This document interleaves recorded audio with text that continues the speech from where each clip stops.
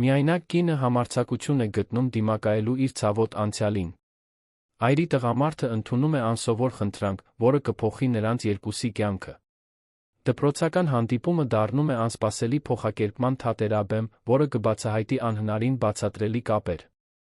Այս անհավանական պատմությունը լսելուց առաջ մի մոռացեք բաժանորդագրվել ալիքին, ավելի հետաքրքիր պատմություններ դիտելու համար։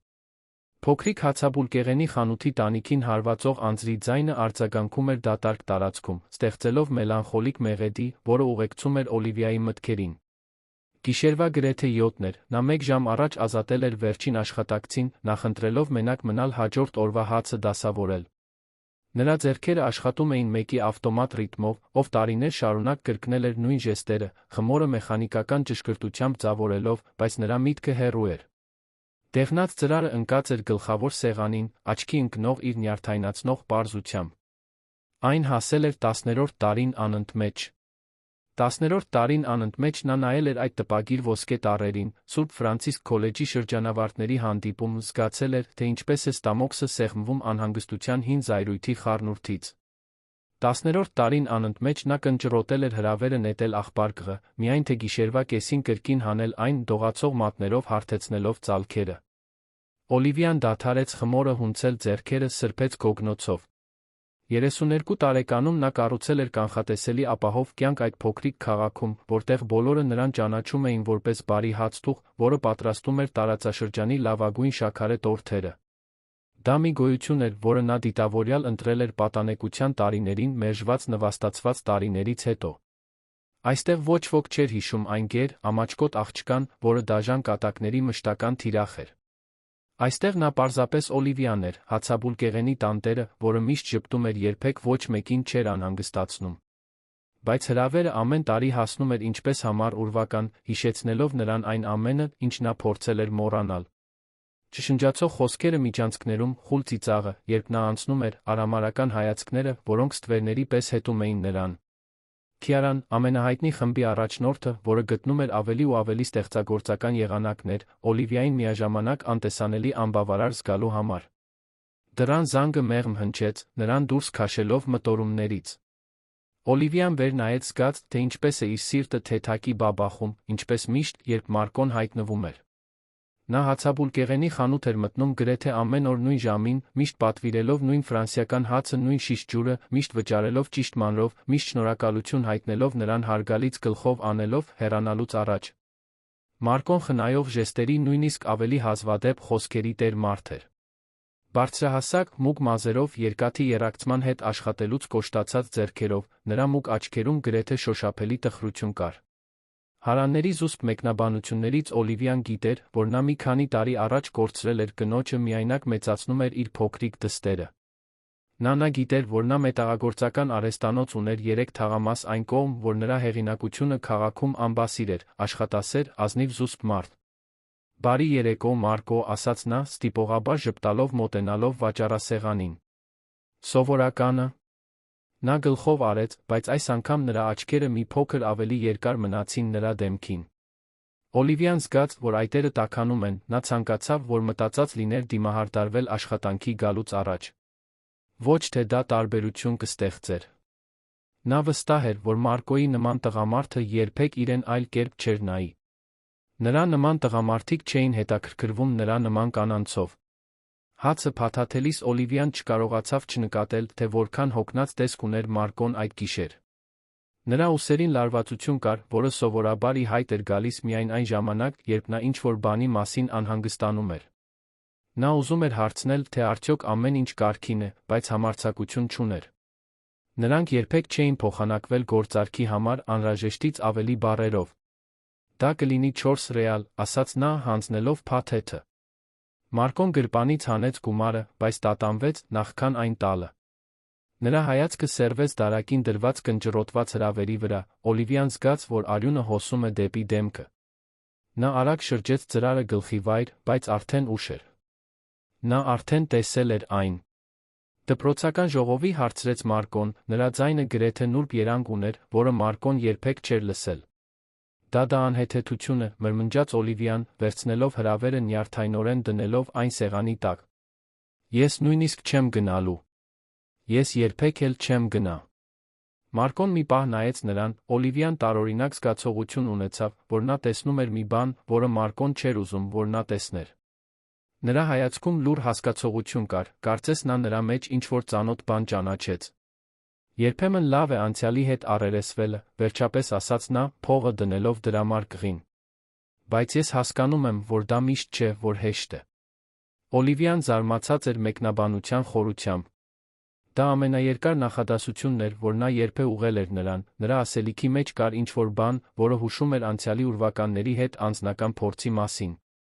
Դու առաջ էլ սա արել ես։ Անցյալի հետ առերեսվել ես, հարցրեց նա, նախքան տղամարդը կհասցներ զսպել իրեն։ Մարկոն վերցրեց փաթեթը ջրի շիշը, բայց անմիջապես չգնաց դռան մոտ։ Նա մի քանի վայրկյան կանգնած էր այնտեղ, կարծես կշռադատում էր իր խոսքերը։ Երբեմն մենք ընտրություն չունենք, պատասխանեց նա։ Մյուս դեպքերում ընտրությունը մերն է։ Դժվարը իմանալն է, թե որն է որը։ Եվ այս խոսքերից հետո նա հեռացավ, թողնելով Օլիվիային մենակ իր մտքերի այն անհանգստացնող զգացողության հետ, որ այդ զրույցը շատ ավելին էր նշանակում, քան ասված խոսքերը։ Նա խանութի պատուհանից դուրս նայեց, երբ Մարկոն քայլում էր մռայլ լուսավորված փողոցով, քայլերը հաստատուն ու վճռական նույնիսկ մթության մեջ։ Նրա ներկայության մեջ կար ինչ-որ մխիթարական բան, մի ամրություն, որը հակադրվում էր իր ներսում զգացած խառնաշփոթին։ Մի պահ նա պատկերացրեց, թե ինչպիսին կլիներ, եթե շրջանավարտների հավաքույթի ժամանակ իր կողքին լիներ նրա նման մեկը։ Մեկը, որի ներկայությունն անգամ մարդկանց կստիպեր երկու անգամ մտածել, նախքան իրեն անհարգալից վերաբերվելը։ Բայց ֆանտազիան տեց ընդամենը մի քանի վայրկյան, մինչ իրականությունը նրան վերադարձրեց երկիր։ Մարկոյի նման տղամարդիկ չէին հետաքրքրվում նրա նման կանանցով։ Նրանք չէին զանում, թե միայնակ հացթուխների ընկերն են, դաժան նախկին գործընկերներին տպավորելու համար։ Նրանք ունեին իրենց սեփական կյանքը, իրենց սեփական խնդիրները, իրենց սեփական ցավը կրելու։ Օլիվիան հառաչեց ուշադրությունը կրկին սեռեց այն խմորին, որը թողել էր։ Աշխատանքը միշտ եղել է նրա ապաստանը, այն զբաղմունքը, որը հանգստացնում էր նրա միտքը, երբ մտքերը դառնում էին չափազանց ծանր։ Նա կորչում էր հունցելու ձավորելու հիպնոսային ռիթմի մեջ, փորձելով հիշողությունները հետ մղել մտքի մութ անկյունը, որտեղ դրանք նախկինում պահվում էին։ Բայց այդ գիշեր նրանք հրաժարվեցին համագործակցել։ Հիշողությունները ալիքներով եկան։ Քիարան բարձրաձայն ծիծաղում էր, երբ Օլիվիան սայթաքեց դպրոցի աստիճաններին, ցրելով իր գրքերը հատակին։ Թունավոր շշուկները իր քաշի, հագուստի, համեստ ընտանիքի մասին։ Այն օրը, երբ նա վերջապես համարձակություն գտավ խոստովանելու իր զգացմունքները իրեն դուր եկած տղային, միայն թե պարզվի, որ այդ ամենը դաժան խաղադրույք էր, որը կազմակերպել էր հայտնի խումբը։ Յուրաքանչյուր հիշողություն նման էր փոքրիկ դանակահարության, որը վերաբացնում էր վերքերը, որոնք նա կարծում էր, թե բուժել է։ 17 տարեկանում նա ինքն իրեն երդվել էր, որ այլս երբեք իրեն այդքան խոցելի վիճակում չի դնի։ Նա կկառուցեր մի կյանք, որտեղ իրեն կհարգեն իր աշխատանքի համար, որտեղ կկարողանար վերահսկել, թե ով է մտնում դուրս գալիս իր աշխարհից, որտեղ մարդիկ կվերաբերվեն նրան տարրական քաղաքավարությամբ, քանի որ ունեն նրա կարիքը։ Եվ այն աշխատել էր։ 15 տարի շարունակ այն կատարյալ աշխատել էր։ Մինչ այդ անիծյալ հրավերը չհասավ նրան, որը հիշեցրեց, որ անկախ նրանից, թե որքան էր նա փոխվել արտաքնապես, ներքուստ նա դեռ այն հետապնդվող դեռահասն էր, որը թաքնվում էր դպրոցի զուգարաններում, լուռ լաց լինելու համար։ Օլիվիան ավարտեց խմորի պատրաստումը, ամեն ինչ դրեց արդյունաբերական սառնարանի մեջ։ Հացաբուլկեղենի խանութը պատրաստ էր հաջորդ օրվա համար, բայց նա դեռ պատրաստ չէր տուն գնալու։ 3 թաղամաս այն կողմ գտնվող նրա փոքրիկ տունը այդ գիշեր չափազանց լուռ կլիներ, ինչը չափազանց շատ տարածք կտար ուրվականներին ազատ պարելու նրա մտքում։ Նա իր համար լցրեց կեսօրից մնացած մի բաժակ սուրճ, նստեց հացաբուլկեղենի խանութի փոքրիկ սեղաններից մեկի մոտ, պատուհանից նայելով դատարկ փողոցին։ Անձրը դադարել էր, մայթերը փայլելով փողոցային լապտերների դեղնավուն լույսի ներքո։ Գեղեցիկ գիշեր էր, այնպիսին, որը պետք է խաղաղություն խորհրդածություն բերեր, բայց Օլիվիան միայն կրծքավանդակում աճող ծանրություն էր զգում։ Տարիներ անց առաջին անգամ նա սկսեց կասկածի տակ դնել իր ընտրությունը։ Արդյոք վախկոտություն էր նախորդ հանդիպումներին չմասնակցելը։ Արդյոք անցյալից փախչելը ճիշտ ընտրություն էր, թե պարզապես ամենահեշտը։ Եվ արդյոք շարունակական փախչելը նրան կբարելավի, թե կվատացնի իր կարծիքը։ Սուրճը դառը էր, բայց նա շարունակում էր խմել, օգտագործելով թեթ ֆիզիկական ցավը, շեղելու իրեն իր ներսում աճող հուզական ցավից։ Դրսում մի կատու վազում էր փողոցով մեկ, հավանաբար գիշերային ցրտից ապաստան փնտրելով։ Օլիվիան նախանձում էր նրա ազատությանը, նրա կարողությանը պարզապես վազելու, երբ իրավիճակը անհարմար էր դառնում։ Նա հրավերը հանեց վաճառասեղանի տակ գտնվող թաքստոցից հարթեցրեց սեղանին։ Ոսկեգույն տառերը, կարծես, ծաղրում էին նրան հացաբուլկեղենի խանութի մթնշաղի մեջ։ Սուրբ Ֆրանցիսկոսի ավագ դպրոցի շրջանավարտների հանդիպում, շրջանավարտությունից 15 տարի անց։ 15 տարի։ Ամբողջ կյանք էր անցել այն ժամանակվանից, երբ նա վերջին անգամ մտավ այդ դռներով, երդվելով երբեք հետ չնայել։ Բայց գուցե ժամանակն էր նայելու։ Գուցե ժամանակն էր ապացուցելու ինքն իրեն, որ ավելի ուժեղ է դարձել, որ այդ մարդիկ այլս իշխանություն չունեն իր վրա։ Կամ գուցե ժամանակն էր պարզելու, որ նրանք դեռ իշխանություն ունեն, վերջապես հաշտվելու դրա հետ։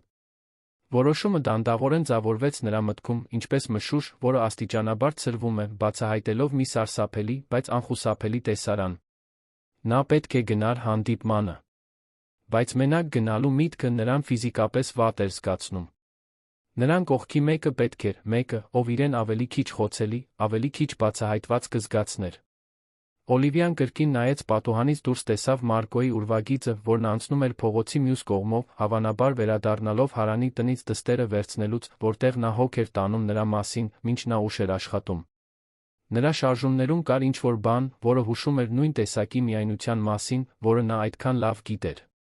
Երկու միայնակ մարդիկ անցնում էին միմյանց կողքով մթության մեջ, յուրաքանչյուրը կրելով իր անտեսանելի բեռը։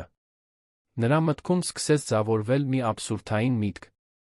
Այնքան աբսուրդային, որ նա անմիջապես մերժեց այն, բայց այն վերադարձավ ավելի համառորեն անտեսելու յուրաքանչյուր փորձից հետո։ Դա անհնար կլիներ։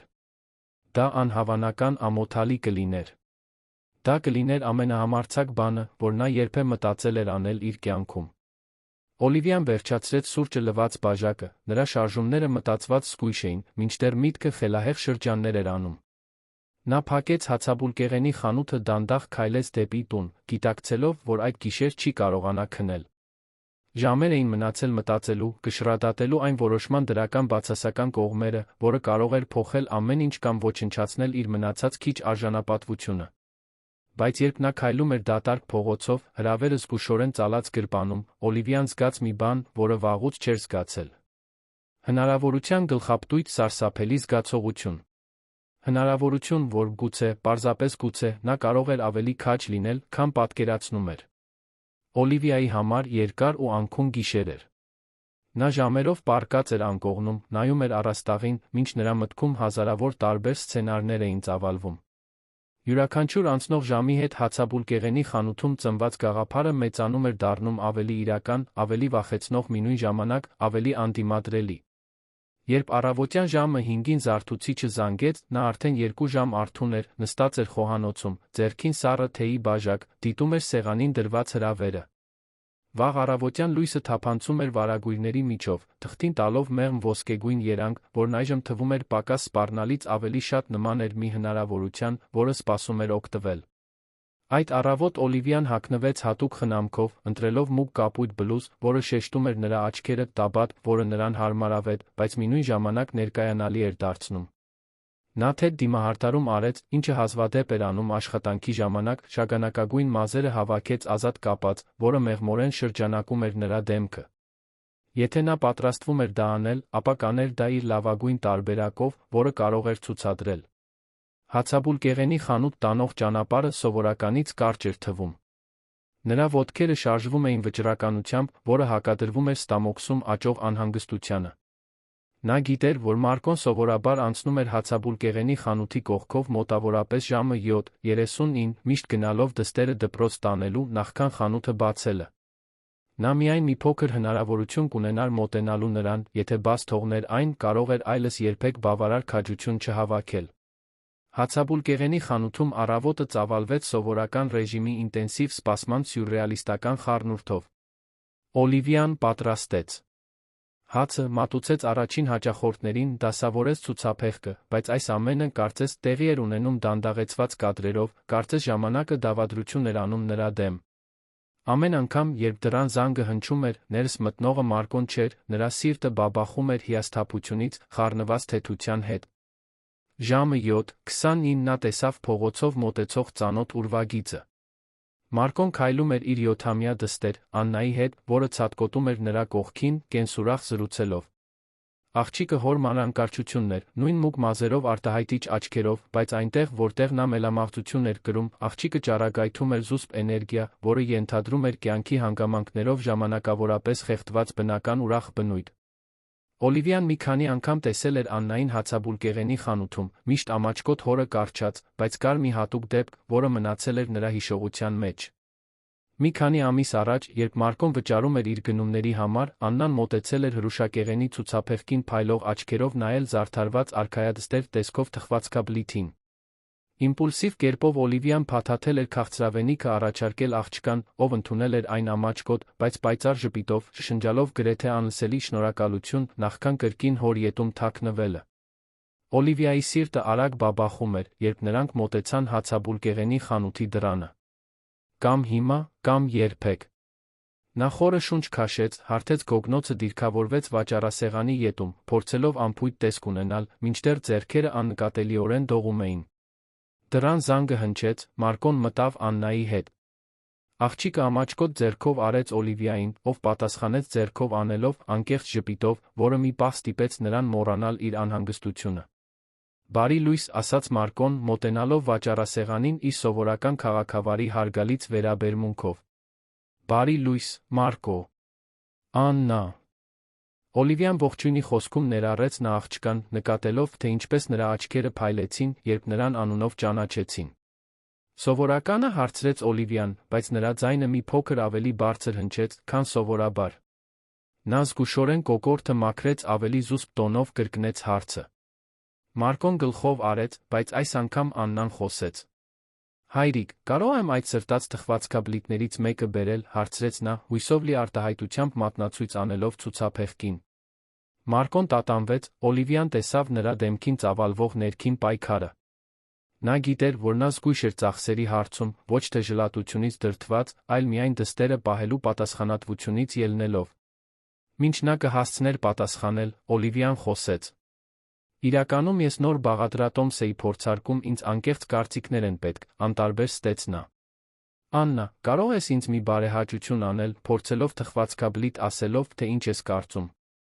Աղջկա աչքերը լայնացան զարմանքից, ուրախությունից։ Մարկոն նայեց Օլիվիային այնպիսի արտահայտությամբ, որը խառնում էր երախտագիտություն ինչ-որ ավելի խորը բան, որը նա չէր կարողանում ճիշտ հասկանալ։ Կարող եմ, հայրիկ, հարցրեց Աննան, գրեթե ուրախությունից ցատկելով։ Եթե Օլիվիան քո օգնությունն է խնդրում, կարծում եմ, այո, պատասխանեց Մարկոն, Օլիվիան նրան ճանաչելուց ի վեր առաջին անգամ տեսավ, որ նրա դեմքին անկեղծ ժպիտ փայլում է։ Օլիվիան հատուկ զգուշությամբ փաթաթեց թխվածքաբլիթը, տվեց Աննային, ով այն պահեց այնպես, կարծես գանձ լիներ։ Դու հետո պետք է ինձ ասես, լավ է ստացվել, լավ։ Աննան եռանդուն գլխով արեց, գծեց թխվածքաբլիթը, փակելով աչքերը, որպեսզի ավելի լավ համտեսի այն։ Համեղ է։ Շատ համեղ է։ Սենյակը լցրած ուրախ պահը գրեթե ստիպեց Օլիվիային մոռանալ իր սկզբնական ծրագիրը։ Գրեթե։ Բայց երբ Մարկոն Աննայի հետ ուղղվեց դեպի դուռը, նա գիտեր, որ չի կարող բաց թողնել այդ հնարավորությունը։ Մարկո, կանչեց նա, ձայնը ավելի բարձր էր, քան մտադիր էր։ Նրանք երկուսն էլ շրջվեցին նրան նայելու։ Դու կարող ես մենակ վերադառնալ Աննային դպրոց տանելուց հետո։ Ես պետք է քեզ հետ ինչ-որ բան խոսեմ։ Մարկոն թեթակի խոժոռվեց, բայց գլխով արեց։ Իհարկե։ Կա։ Որ է խնդիր։ Դա խնդիր չէ։ Դա խոսքը մի բարեհաճության մասին է, որը ես կցանկանայի խնդրել։ Մարկոյի աչքերում հետաքրքրասիրություն երաց, բայց նա պարզապես գլխով արեց, համաձայնության նշան անելով, նախքան Աննայի հետ հեռանալը, ով ոգորությամբ ձեռքով արեց Օլիվիային խանութի ցուցափեղկից։ Հաջորդ 45 րոպեները անցան տանջալից արագությամբ։ Օլիվիան փորձում էր զբաղված մնալ արդեն կարգի բերված իրերը կազմակերպելով, մաքրելով արդեն մաքուր մակերեսները, վերադասավորելով արդեն կատարյալ դասավորված իրերը։ Նա մտքում կրկնում էր, թե ինչ էր ասելու, 1000 անգամ փոխելով բառերը, փորձելով գտնել մի եղանակ, որպեսզի հնչի ավելի քիչ հուսահատ, քան զգում էր։ Երբ Մարկոն վերջապես վերադարձավ, Օլիվիան արդեն երրորդ անգամ էր նույն սեղանն էր սրբում։ Նա դադարեցրեց իր գործը, շրջվեց դեպի նա, փորձելով ավելի վստահ թվալ, քան զգում էր։ Այսպիսով, ասաց Մարկոն, մոտենալով վաճառասեղանին, ինչի մասին էիք ուզում խոսել։ Օլիվիան խորը շունչ քաշեց։ Սա էլ վերջ։ Հետդարձի ճանապարհ չկար։ Մի տեսակ տարօրինակ է, թե ինչ եմ հարցնելու, սկսեց նա, բառերը դուրս թռչելով։ Եվ ես լիովին հասկանում եմ, եթե դուք կարծում եք, որ դա խելագարություն է, ուզում եք մերժել, որովհետեւ դա իսկապես շատ։ Օլիվիա, մեղմորեն ընդհատեց նրան Մարկոն, շնչիր։ Կարող ես խոսել։ Նրա ձայնի բարությունը գրեթե ստիպեց նրան հանձնվել։ Շատ ավելի հեշտ էր մնալ պարզապես այն հացթուխը, որից հաց էր գնում, այն անտեսանելի կինը, որը ոչ մեկին չէր անհանգստացնում։ Բայց հրավերը այրվում էր նրա գրպանում, ինչպես մշտական հիշեցում այն բոլոր հնարավորությունների մասին, որոնք նա բաց էր թողել վախից։ Դպրոցականների հանդիպումը, արագ ասաց նա, նախքան համարձակությունը կորցնելը։ Հաջորդ շաբաթ օրը։ Եվ ես երբեք չեմ եղել դրանցից մեկին, որովհետեւ նա կանգ առավ, հասկանալով, որ պատրաստվում էր չափազանց շատ բան բացահայտել իր անցյալի տրավմաների մասին մի տղամարդու, որին հազիվ էր ճանաչում։ Մարկոն համբերատար սպասում էր, առանց նրան ստիպելու շարունակել։ Որովհետեւ դպրոցում մարդիկ ինձ հետ այդքան էլ բարի չէին, վերջապես խոստովանեց նա, նայելով իր ձեռքերին։ Եվ ես միշտ վախենում էի մենակ գնալ, կրկին նույն ամոթալի իրավիճակների միջով անցնել։ Եվ դու ուզում ես, որ ես քեզ հետ գամ, ավարտեց Մարկոն, ձայնը չդատելով։ Օլիվիան վեր նայեց, զարմացած, թե որքան հեշտությամբ էր նա հասկացել։ Ոչ թե իրական հանդիպման, շտապեց պարզաբանել նա։ Պարզապես ծածնելու համար։ Որպեսզի ես այդքան միայնակ ողորմելի չթվա։ Մարկոն երկար պահ լուռ մնաց, Օլիվիան զգաց, որ դեմքը կարմրում է ամոթից։ Սա հենց այն էր, ինչից նա վախենում էր։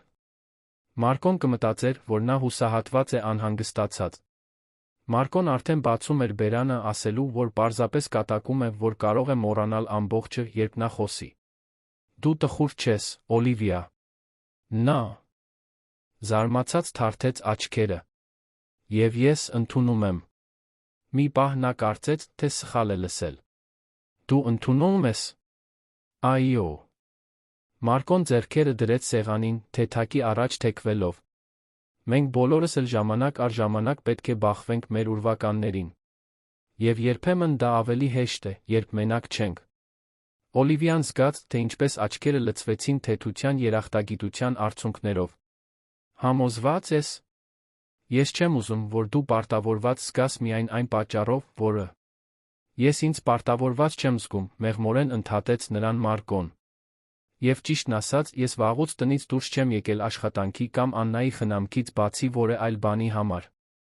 Գուցե դա ինձ համար էլ լավ է։ Նրա ասացի մեջ կար ինչ-որ բան, որը հուշում էր իմաստի շերտեր, որոնք Օլիվիան չէր կարողանում լիովին վերծանել։ Բայց դա կարևոր չէր։ Նա այո էր ասել։ Նա իսկապես այո էր ասել։ Ես չգիտեմ, ինչպես շնորհակալություն հայտնեմ, մրմնջաց նա։ Շնորհակալություն հայտնելու կարիք չկա։ Պարզապես ասա ինձ այն, ինչ պետք է իմանամ։ Ժամը, վայրը, թե ինչ պետք է հագնեմ։ Սա հոթել Սենտրալ ում է, շաբաթ օրը, գիշերվա ժամը 8-ին։ Պաշտոնական է, այնպես որ կոստյում, ենթադրում եմ։ Օլիվիան զգաց, որ կարծես լողում է։ Եվ ես պետք է մի քանի բան պատմեմ քեզ այնտեղ գտնվող մարդկանց մասին, որպեսզի դու ավելի լավ հասկանաս իրավիճակը։ Մարկոն գլխով արեց։ Իսկ ինչ կասես, վաղը ավելի հանգիստ խոսենք։ Երբ Աննային դպրոց տանեմ։ Այո, կատարյալ։ Օլիվիան ժպտաց, անկեղծ ժպիտով, որն ամբողջությամբ փոխակերպեց նրա դեմքը։ Մարկոն ուղղվեց դեպի դուռը, բայց կանգ առավ դուրս գալուց առաջ։ Օլիվիա։ Այո։ Այդ թխվածքաբլիթները, որ դու տվեցիր Աննային, դրանք իսկապես համեղ էին։ Դու պետք չէր ձացնել, թե բաղադրատոմսեր ես փորձարկում։ Օլիվիան զգաց, որ դեմքը կարմրում է, բայց այս անգամ ոչ թե ամոթից, այլ ավելի շատ հաճույքին ավելի մոտ մի բանից։ Ինչպես իմացար։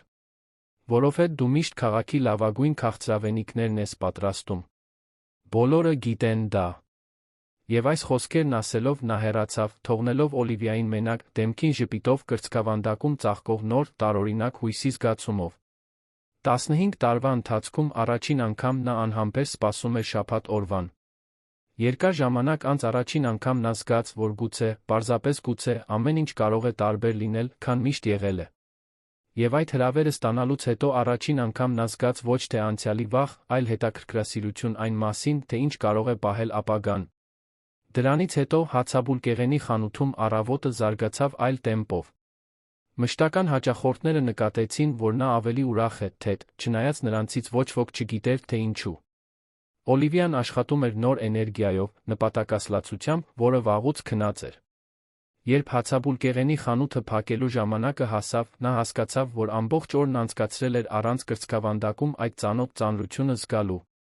Տարիներ անց առաջին անգամ նա ապրում էր ներկայով, այլ ոչ թե փախչում էր անցյալից, տարբերությունն անհավանական էր։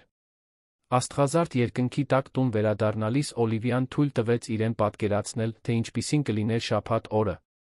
Ինչպիսին կլիներ հյուրանոցի այդ պարահանդեսային դահլիճ մտնելը ոչ թե որպես այն ուրվականներով լի աղջիկը, որը նախկինում էր, այլ որպես այն կինը, որը դարձել էր, իր կողքին լինել ընտրած տղամարդու ուղեկցությամբ։ Այս միտքը նրան միաժամանակ քաջություն, սարսափ զգացրեց, բայց առաջին անգամ քաջությունը հաղթում էր։ Հաջորդ 5 օրերը Օլիվիայի համար հուզականորեն անկայուն էին։ Առավոտյան նա արթնանում էր լի վճռականությամբ, վստահությամբ, բայց օրվա ընթացքում անհանգստությունը սկսում էր աճել, մինչ քնելուց առաջ նա մտածում էր, թե արդյոք չի գործել իր կյանքի ամենամեծ սխալը։ Հաջորդ օրը, ինչպես պայմանավորված էր, Մարկոն հայտնվեց հացաբուլկեղենի խանութում, նրանք զրուցեցին գրեթե 1 ժամ, այն բանից հետո, երբ նա աշխատակիցներին ազատեց աշխատանքից։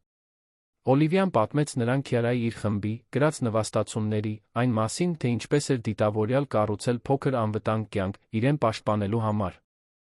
Մարկոն լսում էր առանց դատելու, երբեմն հարցեր տալով, որոնք ցույց էին տալիս, որ իսկապես ուշադիր է։ Եվ հիմա դու ուզում ես նրանց ինչ-որ բան ապացուցել, հարցրեց նա, երբ նա ավարտեց խոսելը։ Օլիվիան մի պահ մտածեց։ Չգիտեմ, դա նրանց համար է, թե ինձ համար։ Գուցե երկուսի համար էլ։ Մարկոն դանդաղ գլխով արեց։ Հասկանում եմ։ Նրա ասացի մեջ կար ինչ-որ բան, որ Օլիվիային հասկացրեց, որ նա իսկապես հասկանում է, ավելի խորը մակարդակով, քան նա սպասում էր։ Դու նույնպես ուրվականների հետ պետք է առերեսվես, ասաց նա։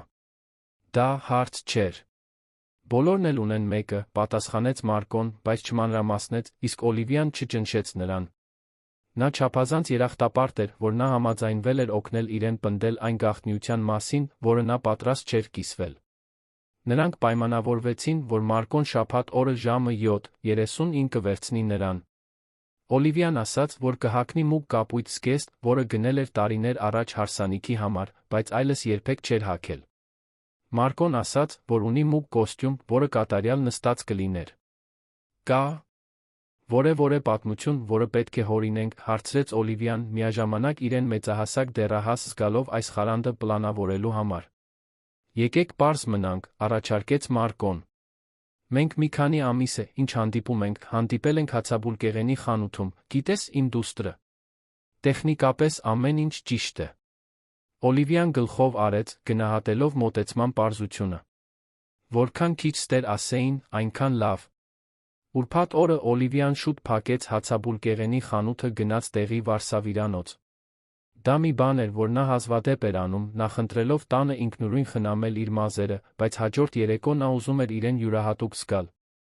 Վարսահարդարը, Ռոուզ անունով մի զրուցասեր կին, հազարավոր հարցեր տվեց Օլիվիայի անորոշ հիշատակած հատուկ իրադարձության մասին, բայց նա կարողացավ խուսափել դրանցից առանց շատ բան բացահայտելու։ Երբ նա դուրս եկավ սրահից, մազերը լվացած, կտրած էլեգանտ, բայց ոչ չափազանց պաշտոնական սանրվածքով հարդարված, Օլիվիան իրեն զգաց իր ավելի լավ տարբերակի պես։ Նա կանգ առավ դեղատան մոտ, գնելու ավելի նուրբ դիմահարդարում, քան սովոր էր կրել, իսկ տուն վերադառնալով թույլ տվեց իրեն մի պահ երակայել հայելու առաջ։ Նրան նայող կինը 15 տարի առաջվա անապահով դեռահասը չէր։ Նրա դիմագծերում հասունություն կար, հանգստություն, որը գալիս էր անկախ հաջողակ կյանք կառուցելու փորձից։ Նրա աչքերում դեռս բնական քաղցրություն կար, բայց նա ուժ կար, որը նա նախկինում չէր հիշում։ Շաբաթ օրը արոտ ու պայծառ էր, կարծես տիեզերքը դավադրություն էր անում, որպեսզի ամեն ինչ լավ ընթանա։ Օլիվիան օրն անցկացրեց գործնական նախապատրաստությունների կարճատ խուճապային նոպաների համադրությամբ։ Նա 3 անգամ փորձեց զգեստը, համոզվելու համար, որ այն լավ տեսք ունի, փորձարկեց տարբեր դիմահարդարման համադրություններ, առնվազն 5 անգամ փոխեց կոշիկները, նախքան միջին կրունկով կոշիկի ընտրությունը, որը նրբագեղ էր, առանց չափազանցության։ Ցերեկվա ժամը 5-ին նա սկսեց իսկապես պատրաստվել։ Լոգանքը երկար էր հանգստացնող, հաճախորդի կողմից նրան նվեր արված անուշաբույր լոգանքի աղերով, որոնք նա պահել էր հատուկ առիթների համար։ Նա զգուշորեն քսեց դիմահարդարումը, ընդգծելով աչքերը մեղմ ոսկեգույն երանգով, որը ընդգծում էր մաշկի երանգը, քսեց վարդագույն շրթներկ, որը գույն էր հաղորդում շրթունքներին, առանց չափազանց աչքի ընկնելու։ Մուգ կապույտ զգեստը կատարյալ նստում էր նրա մարմնին։ Կտրվածքում կար մի զուսպ նրբագեղություն, որը շոյում էր նրա կազմվածքը, առանց չափազանց բացահայտող լինելու։ Օլիվիան նայեց իրեն ննջասենյակի լիամետրաժ հայելու մեջ տարիներ անց առաջին անգամ դուր եկավ այն, ինչ տեսավ։ Նա աշխարհի ամենագեղեցիկ կինը չէր, բայց նա ինքն իր գեղեցիկ տարբերակն էր, դա ավելին քան բավարար էր։ Ժամը 7:29 նա լսեց դռան մեղմ թակոց։ Նրա սիրտը արագ էր բաբախում։ Մարկոն ժամանել էր։ Նա խորը շունչ քաշեց, վերցրեց փոքրիկ պայուսակը, որն ընտրել էր այդ առիթի համար, գնաց դուռը բացելու։ Նրան դիմավորող տեսարանը նրան մի պահ ստիպեց շնչահեղձ լինել։ Մարկոն անճանաչելի էր։ Մուգ կոստյումը, որը լավ կարված էր, թե ակնհայտորեն նոր չէր, ամբողջովին փոխակերպեց նրա տեսքը։ Նրա մազերը սանրված էին գելով, մորուքը ճշգրիտ կտրված, նա կրում էր կապույտ փողկապ, որը կատարելապես համապատասխանում էր նրա զգեստին, կարծես նրանք դա պլանավորել էին։ Բայց նրան ամենաշատը տպավորեց նրա դեմքի արտահայտությունը։ Այնտեղ կար մի խոցելիություն, որը նա երբեք չէր տեսել, կարծես նա նույնպես իր հարմարավետության գոտուց դուրս էր, կարծես այդ գիշերը նույնպես ինչ-որ բան նշանակեր նրա համար։ Դու գեղեցիկ ես, դու գեղեցիկ ես, ասաց Մարկոն, նրա ձայնում անկեղծություն կար, որը ստիպեց Օլիվիայի սիրտը արագ բաբախել։ Դու նույնպես շատ նրբագեղ տեսք ունես, պատասխանեց նա, զգալով, թե ինչպես են այտերը տաքանում։ Նրանք մի քանի վայրկյան կանգնած էին դռան մոտ, նայելով միմյանց, կարծես երկու մարդ լինեին, որոնք առաջին անգամ էին տեսնում միմյանց։ Նրանց մեջ ինչ-որ բան կար, լարվածություն, որը տարբերվում էր իրենց սպասող գիշերվա անհանգստությունից։ Պատրաստ ես, վերջապես հարցրեց Մարկոն։ Օլիվիան գլխով արեց, կողպեց դուռը նրա կողքով քայլեց դեպի մեքենան։ Այն մուգ սեդան էր, հին, բայց լավ պահպանված, ինչպես Մարկոյի կյանքում ամեն ինչ։ Նա բացեց ուղորի դուռը նրա համար, ասպետական ժեստ, որը նրան ստիպեց զգալ իրեն յուրահատուկ հոգատար։ Հյուրանոց գնալու ճանապարհին նրանք քիչ էին խոսում։ Օլիվիան չափազանց նյարդային էր, հանգիստ զրույցը պահպանելու համար, Մարկոն, կարծես, հասկանում էր, հարգելով նրա լռությունը։ Երբեմն նա մեկնաբանում էր փողոցում տեսած որևէ բան կամ հարցնում, թե արդյոք նա լավ է, բայց հիմնականում պարզապես վարում էր, նրա կողքին հանգիստ աջակցող ներկայությամբ։ Օլիվիա, ասաց Մարկոն, երբ նրանք հյուրանոցից 2 թաղամաս հեռավորության վրա էին։ Դու պետք չէ այս մարդկանց ոչինչ ապացուցես։ Դու արդեն ինքդ քեզ ապացուցել ես, որ ավելի ուժեղ ես, քան նրանք երբեք կարող էին պատկերացնել։ Նրա խոսքերը խորը բեկորներ դիպչեցին Օլիվիայի սրտին։ Նա շրջվեց նայեց նրան, տեսնելով նրա մուգ աչքերի անկեղծությունը։ Շնորհակալություն, մրմնջաց նա։ Այս ամենի համար։ Այստեղ լինելու, հասկանալու համար։ Շնորհակալություն հայտնելու կարիք չկա, մեղմորեն ընդհատեց Մարկոն։ Մենք հիմա միասին ենք այս ամենում։ Հոթել Սենտրալը քաղաքի ամենաէլեգանտ շենքերից մեկն էր, իր դասական ճակատային ոճով խնամված այգիներով։ Մուտքի մոտ մի քանի մեքենա էր կայանված, Օլիվիան գլխավոր դահլիճի լուսավորված պատուհաններից կարող էր տեսնել, որ երեկույթն արդեն սկսվել է։ Մարկոն մեքենան կայանեց շրջվեց նրա կողմը։ Վերջին հնարավորությունն է հետ քաշվելու, ասաց նա թեթ ժպիտով։ Օլիվիան շուրջը նայեց հյուրանոցում, նախասրահում շարժվող մարդկանց զգաց, թե ինչպես է ստամոքսը սեղմվում ծանոթ անհանգստությունից։ Բայց հետո նա նայեց Մարկոյին, նրա աչքերում լուռ վստահությանը զգաց ինչ-որ ավելի ուժեղ բան, քան վախն էր, վճռականությունը։ Ոչ, ասաց նա, զարմացնելով ինքն իրեն ձայնի հաստատակամությունից։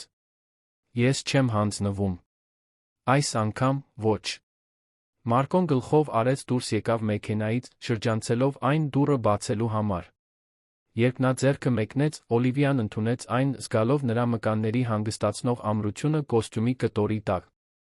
Նրանք միասին քայլեցին դեպի հյուրանոցի մուտքը, 15 տարվա ընթացքում առաջին անգամ Օլիվիան իրեն չէր զգում խաբեբա, որը փորձում էր ծածնել, թե ինչ-որ տեղ է պատկանում։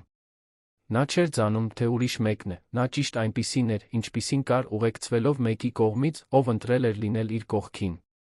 Հյուրանոցի նախասրահը զարդարված էր ծաղիկներով մեղմ լուսավորությամբ, ստեղծելով նրբագեղ, բայց մինույն ժամանակ հյուրընկալ մթնոլորտ, մուտքի մոտ կար մի սեղան, որտեղ շփտերես մի կին անունները ստուգում էր հյուրերի ցուցակի հետ, երբ հերթը հասավ նրանց։ Օլիվիան իր անունը արտասանեց պարզ, վճռական ձայնով Մարկոյին ներկայացրեց պարզապես որպես «իմ զուգընկեր»։ Օլիվիա, բացականչեց սեղանի մոտ գտնվող կինը, նայելով ցուցակի կողքին գտնվող լուսանկարին։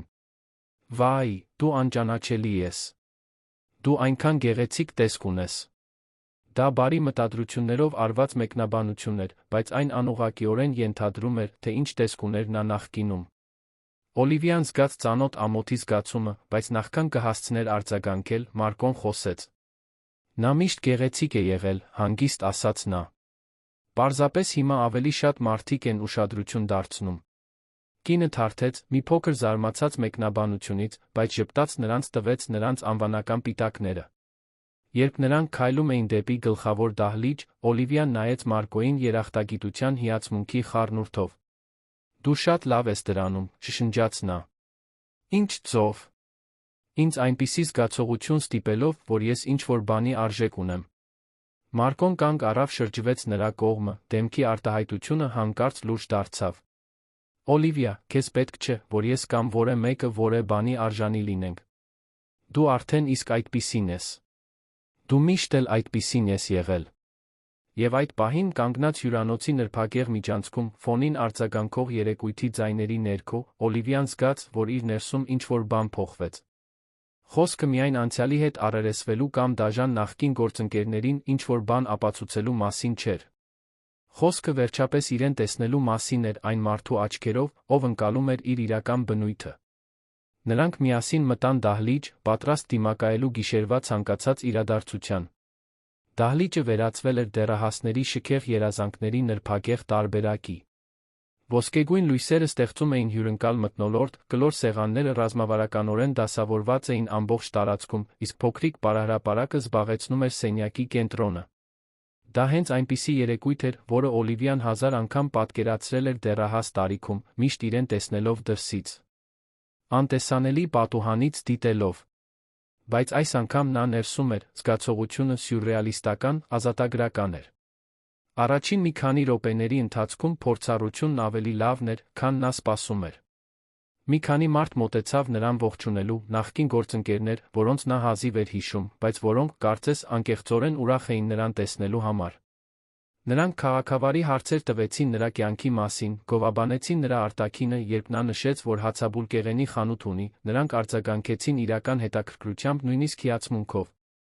Մարկոն մնաց նրա կողքին այս զրույցների ընթացքում, նրա ներկայությունը մշտական խարիսխ էր, որը նրան կենտրոնացած վստահ էր պահում, նա միանում էր զրույցներին, երբ դա տեղին էր։ Խորաթափանց մեկնաբանություններ էր անում նրա աշխատանքի մասին, նրան վերաբերվում էր հարգալից վերաբերմունքով, որը աննկատ չէր մնում ուրիշների կողմից։ Դուք երկուստ հրաշալի զույգ եք, մեկնաբանեց Ագնես անունով նախկին համակուրսեցին, որին Օլիվիան մշուշոտ հիշում էր որպես դասարանի ամենաբարի մարդկանցից մեկը։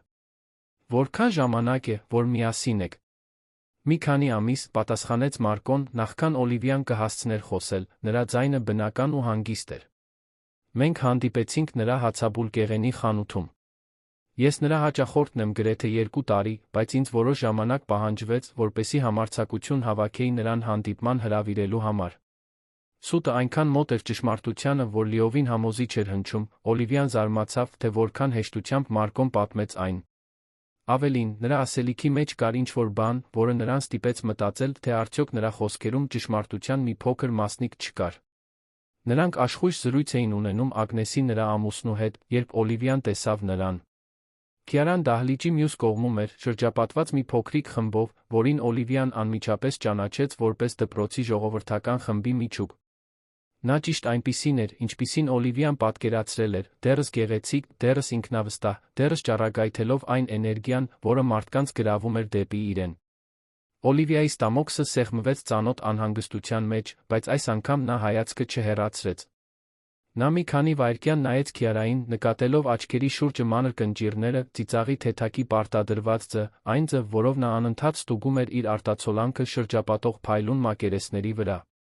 Այնտեղ կար ինչ-որ բան, որը հուշում էր, որ տարիները այնքան բարի չէին եղել, որքան ենթադրում էր նրա սկզբնական տեսքը։ Լավ ես, մեղմ հարցրեց Մարկոն, հետելով նրա հայացքի ուղղությանը։ Նա է, մրմնջաց Օլիվիան։ Քիարա։ Մարկոն մի պահ ուսումնասիրեց սենյակի մյուս կողմում գտնվող կնոջը, նրա դեմքի արտահայտությունը մտախոհ էր։ Նա թվում է լարված։ Դա ասելու քաղաքավարիձ է, պատասխանեց Օլիվիան, թույլ ժպիտով։ Նրանք շարունակեցին շրջել դահլիճում, Օլիվիան աստիճանաբար թուլացավ։ Զրույցները հաճելի էին, մարդիկ անկեղծորեն բարի էին, նա սկսում էր մտածել, թե արդյոք գերագնահատել էր այդ գիշերվա վտանգները։ Հնարավոր է, մարդիկ իսկապես փոխվել էին։ Հնարավոր է, նա չափազանց մեծ ուժ էր տվել հին հիշողություններին։ Հենց այն ժամանակ, երբ նա սեղանից մի բաժակ փրփրուն գինի էր վերցնում, Քիարան վերջապես մոտեցավ նրան։ Օլիվիա, բացականչեց նա, ձայնը բավականաչափ բարձր էր, որպեսզի գրավեր շրջապատի մի քանի մարդկանց ուշադրությունը։ Վայ, ինչ անակնկալ էր քեզ այստեղ տեսնելը։ Դու երբեք չես եկել մյուս հանդիպումներին։ Քիարայի ձայնի մեջ կար ինչ-որ բան, որը անմիջապես զգոնացրեց Օլիվիային։ Այն չափազանց քաղցր էր, չափազանց բարձր, լի ենթադրություններով, որոնք նա չափազանց լավ ճանաչեց։ Բար, Քիարա, պատասխանեց Օլիվիան, ձայնը հանգիստ պահելով, ուրախ եմ քեզ տեսնել։ Դու այլ տեսք ունես, շարունակեց Քիարան, աչքերը ակնհայտորեն սկանավորելով Օլիվիայի մարմինը։ Դու նիհարել ես, այնպես չէ։ Ապրես։ Ես միշտ ասել եմ, որ դու ներուժ ունես, պարզապես մի փոքր կարգապահություն է պետք։ Խոսքերը դեմքին ապտակի պես էին։ Օլիվիան զգաց, թե ինչպես է արյունը հոսում դեպի դեմքը, բոլոր հին անապահովությունները վերածնվում են ալիքի պես։ Մի պահ նա կրկին իրեն զգաց անհարմար դեռահասի պես, որը Քիարայի թունավոր մեկնաբանությունների մշտական նպատակն էր։ Բայց հետո նա զգաց իր կողքին մի տաք ներկայություն։ Մարկոն ավելի էր մոտեցել, նրա մոտիկությունը կարծես ֆիզիկական հիշեցում լիներ այն մասին, որ նա այլս միայնակ չէ։ Քիարա, չէ, ասաց Մարկոն, ձեռքը մեկնելով քաղաքավարի, բայց սառը ժպիտով։ Մարկո։ Օլիվիայի ընկերը։ Քիարան ընդունեց ողջույնը, նրա աչքերը գլխից մինչ ոտք Մարկոյին զննում էին մի արտահայտությամբ, որը Օլիվիային լավ ծանոթ էր։ Դա այն հայացքն էր, որը նա օգտագործում էր, երբ հաշվարկում էր մեկի հասարակական արժեքը, որոշելով, թե արդյոք արժե համաձայն լինել, թե կարող է հրաժարվել այդ մարդուց։ Ինչ հետաքրքիր է, ասաց Քիարան, որի ձայնը լի էր կեղծ համակրանքով։ Եվ որտեղ եք հանդիպել դուք երկուսով։ Նրա հացաբուլկեղենի խանութում, պարզապես պատասխանեց Մարկոն։ Ահ, իհարկե։ Հայտնի հացաբուլկեղենի խանութը, ծիծաղեց Քիարան, բայց նրա ձայնում կոպիտ արտահայտություն կար։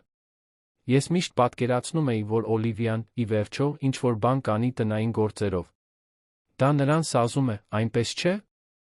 Նա միշտ տնային մարդ է եղել։ Օլիվիան զգաց, թե ինչպես է սկսում իրեն զգացնել տալիս ծանոթ նվաստացումը, բայց Մարկոն գրեթե աննկատելիորեն մոտեցավ նրան, նրա ուսը թեթակի դիպավ նրա ուսին։ Նրա հացաբուլկեղենի խանութը տարածաշրջանում լավագույնն է, ասաց նա, դեռս քաղաքավարի, բայց նոր հաստատակամությամբ ձայնով։ Նա զրոյից հաջողակ բիզնես է կառուցել, աշխատանքի է վերցրել համայնքի մի քանի անդամների կարևոր դեր է խաղում քաղաքի կյանքում։ Սա տպավորիչ նվաճում է։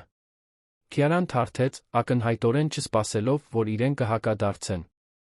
Իհարկե, իհարկե։ Ես չէի ուզում ասել, որ դա կարևոր չէ, կարևոր է։ Պարզապես ես միշտ մտածել եմ, որ նա ավելի մեծ ամբիցիաներ ուներ, երբ մենք երիտասարդ էինք։ Նրա նկրտումները կատարվեցին ճիշտ այնպես, ինչպես պետք է կատարվեին, պատասխանեց Մարկոն։ Նա որոշեց կառուցել ինչ-որ իմաստալից երկարատ բան։ Բոլորը չէ, որ կարող են նույնը ասել։ Մարկոյի խոսքերում կար մի նուրբ ենթատեքստ, որը չնկատվեց Քիարայի կողմից։ Նրա ժպիտն ավելի հարկադրված դարձավ, Օլիվիան կարողացավ տեսնել նրա աչքերում աճող գրգռվածությունը։ Իսկ դու, Մարկո, հարցրեց Քիարան, փոխելով մարտավարությունը, ինչ ես անում։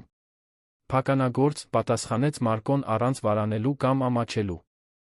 Քիարան հազիվ էր կարողանում թաքցնել դեմքին հայտնված արամարանքի արտահայտությունը։ Որքան գործնական ասաց նա, կարծես այդ բառը իր բերանում ինչ-որ տհաճ բան լիներ։ Հենց այդ ժամանակ էր, որ Օլիվիան տեսավ իրական Քյարայի ի հայտ գալը։ Քաղաքավարության դիմակը մի քանի վայրկյանով անհետացավ, բացահայտելով նույն հաշվարկված դաժանությունը, որը Օլիվիայի պատանեկությունը դարձրել էր իսկական դժոխք։ Զվարճալի է, թե ինչպես են մարդիկ վերջում գտնում իրենց մակարդակը, այնպես չէ՞ շարունակեց Քյարան, դիտավորյալ նայելով Օլիվիայի Մարկոյի միջ գերմլիկ հացթուխն ու շինարարը։ Նրանք իսկապես համընկնում են։ Հաջորդող լռությունը խլացնող էր։ Շուրջը մի քանի մարդ դադարել էին խոսել, հստակ գիտակցելով, որ ինչ-որ բան է կատարվում։ Օլիվիան այնպիսի զգացողություն ուներ, կարծես հողը անհետացել էր իր ոտքերի տակ, բոլոր հին անապահովություններն ու ամոթները վերադարձել էին ամբողջ ուժով։ Բայց նախքան նա կհասցներ արձագանքել, Մարկոն առաջ քայլեց։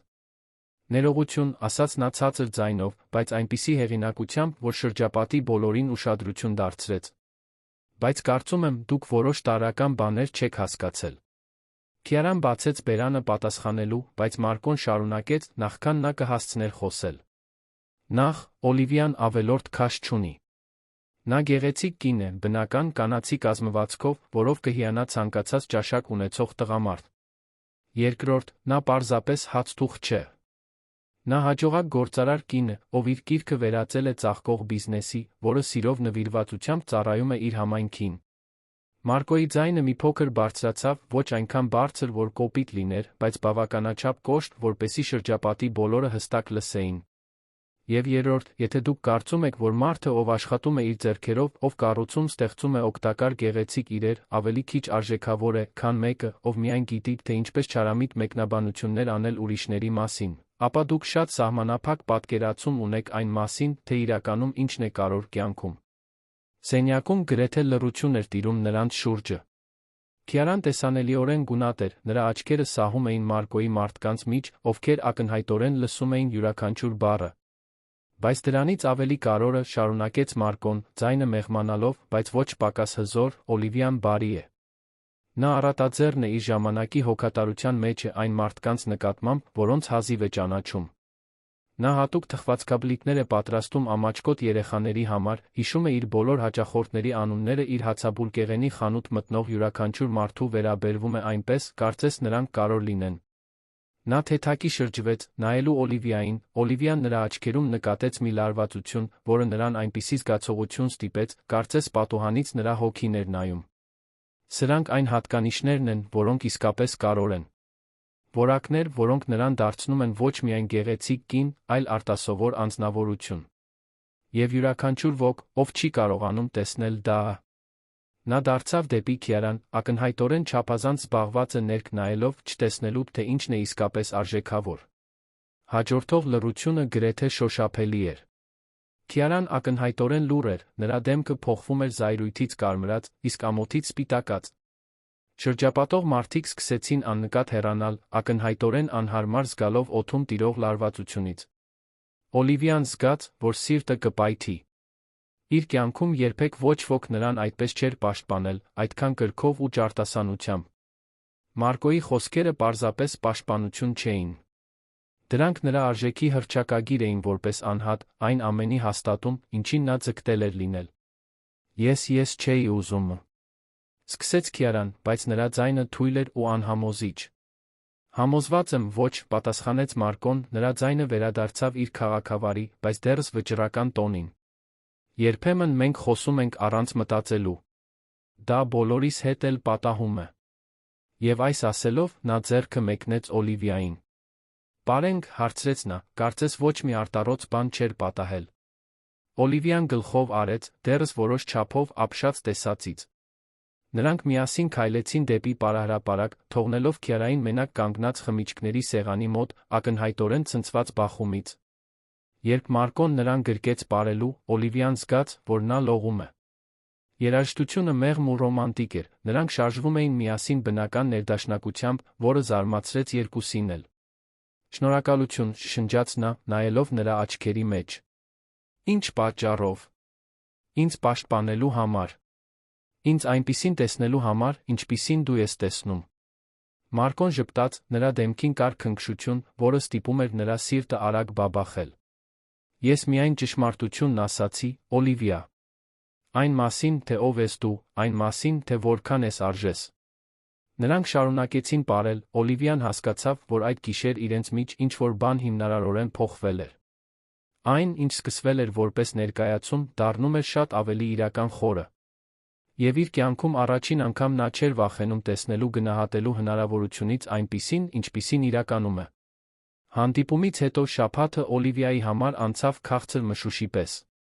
Նա հանկարծակի ժպտաց հացաբուլկեղենի խանութում աշխատելիս, վերանայելով այդ հատուկ գիշերվա յուրաքանչյուր պահը։ Այն, թե ինչպես էր Մարկոն պաշտպանել իրեն, այն բնականությունը, որով նրանք միասին պարել էին, այն նուրբ զրույցը տուն վերադառնալու ճանապարհին։ Դա շատ ավելին էր, քան պարզապես ներկայացում, նրանք երկուսն էլ գիտեին դա։ Հաջորդ օրը Մարկոն, ինչպես միշտ, հայտնվեց հացաբուլկեղենի խանութում, բայց այս անգամ նրա ողջույնի ձի մեջ մի փոքր տարբերություն կար։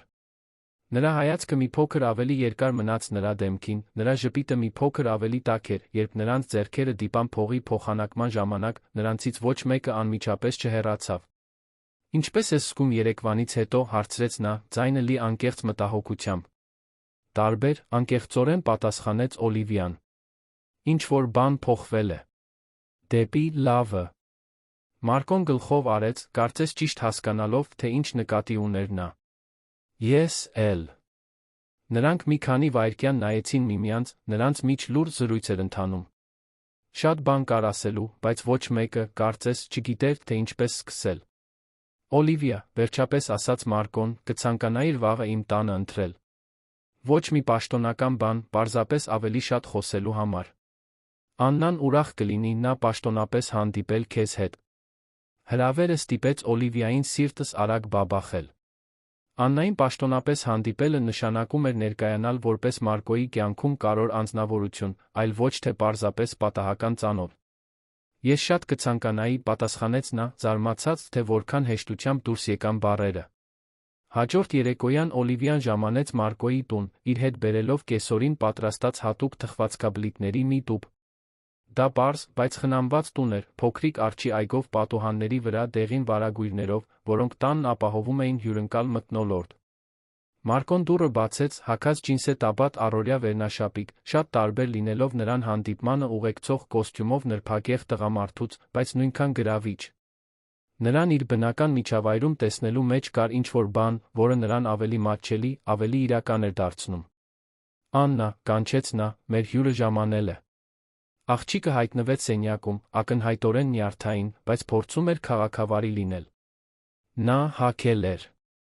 պարզ կապույտ զգեստ ուշադիր սանրել էր մազերը, ակնհայտորեն ցանկանալով լավ տպավորություն թողնել։ Բար Աննա, անկեղծ ժպիտով ասաց Օլիվիան, խոնարհվելով երեխայի մակարդակին հասնելու համար։ Ես քեզ համար ինչ-որ յուրահատուկ բան եմ բերել։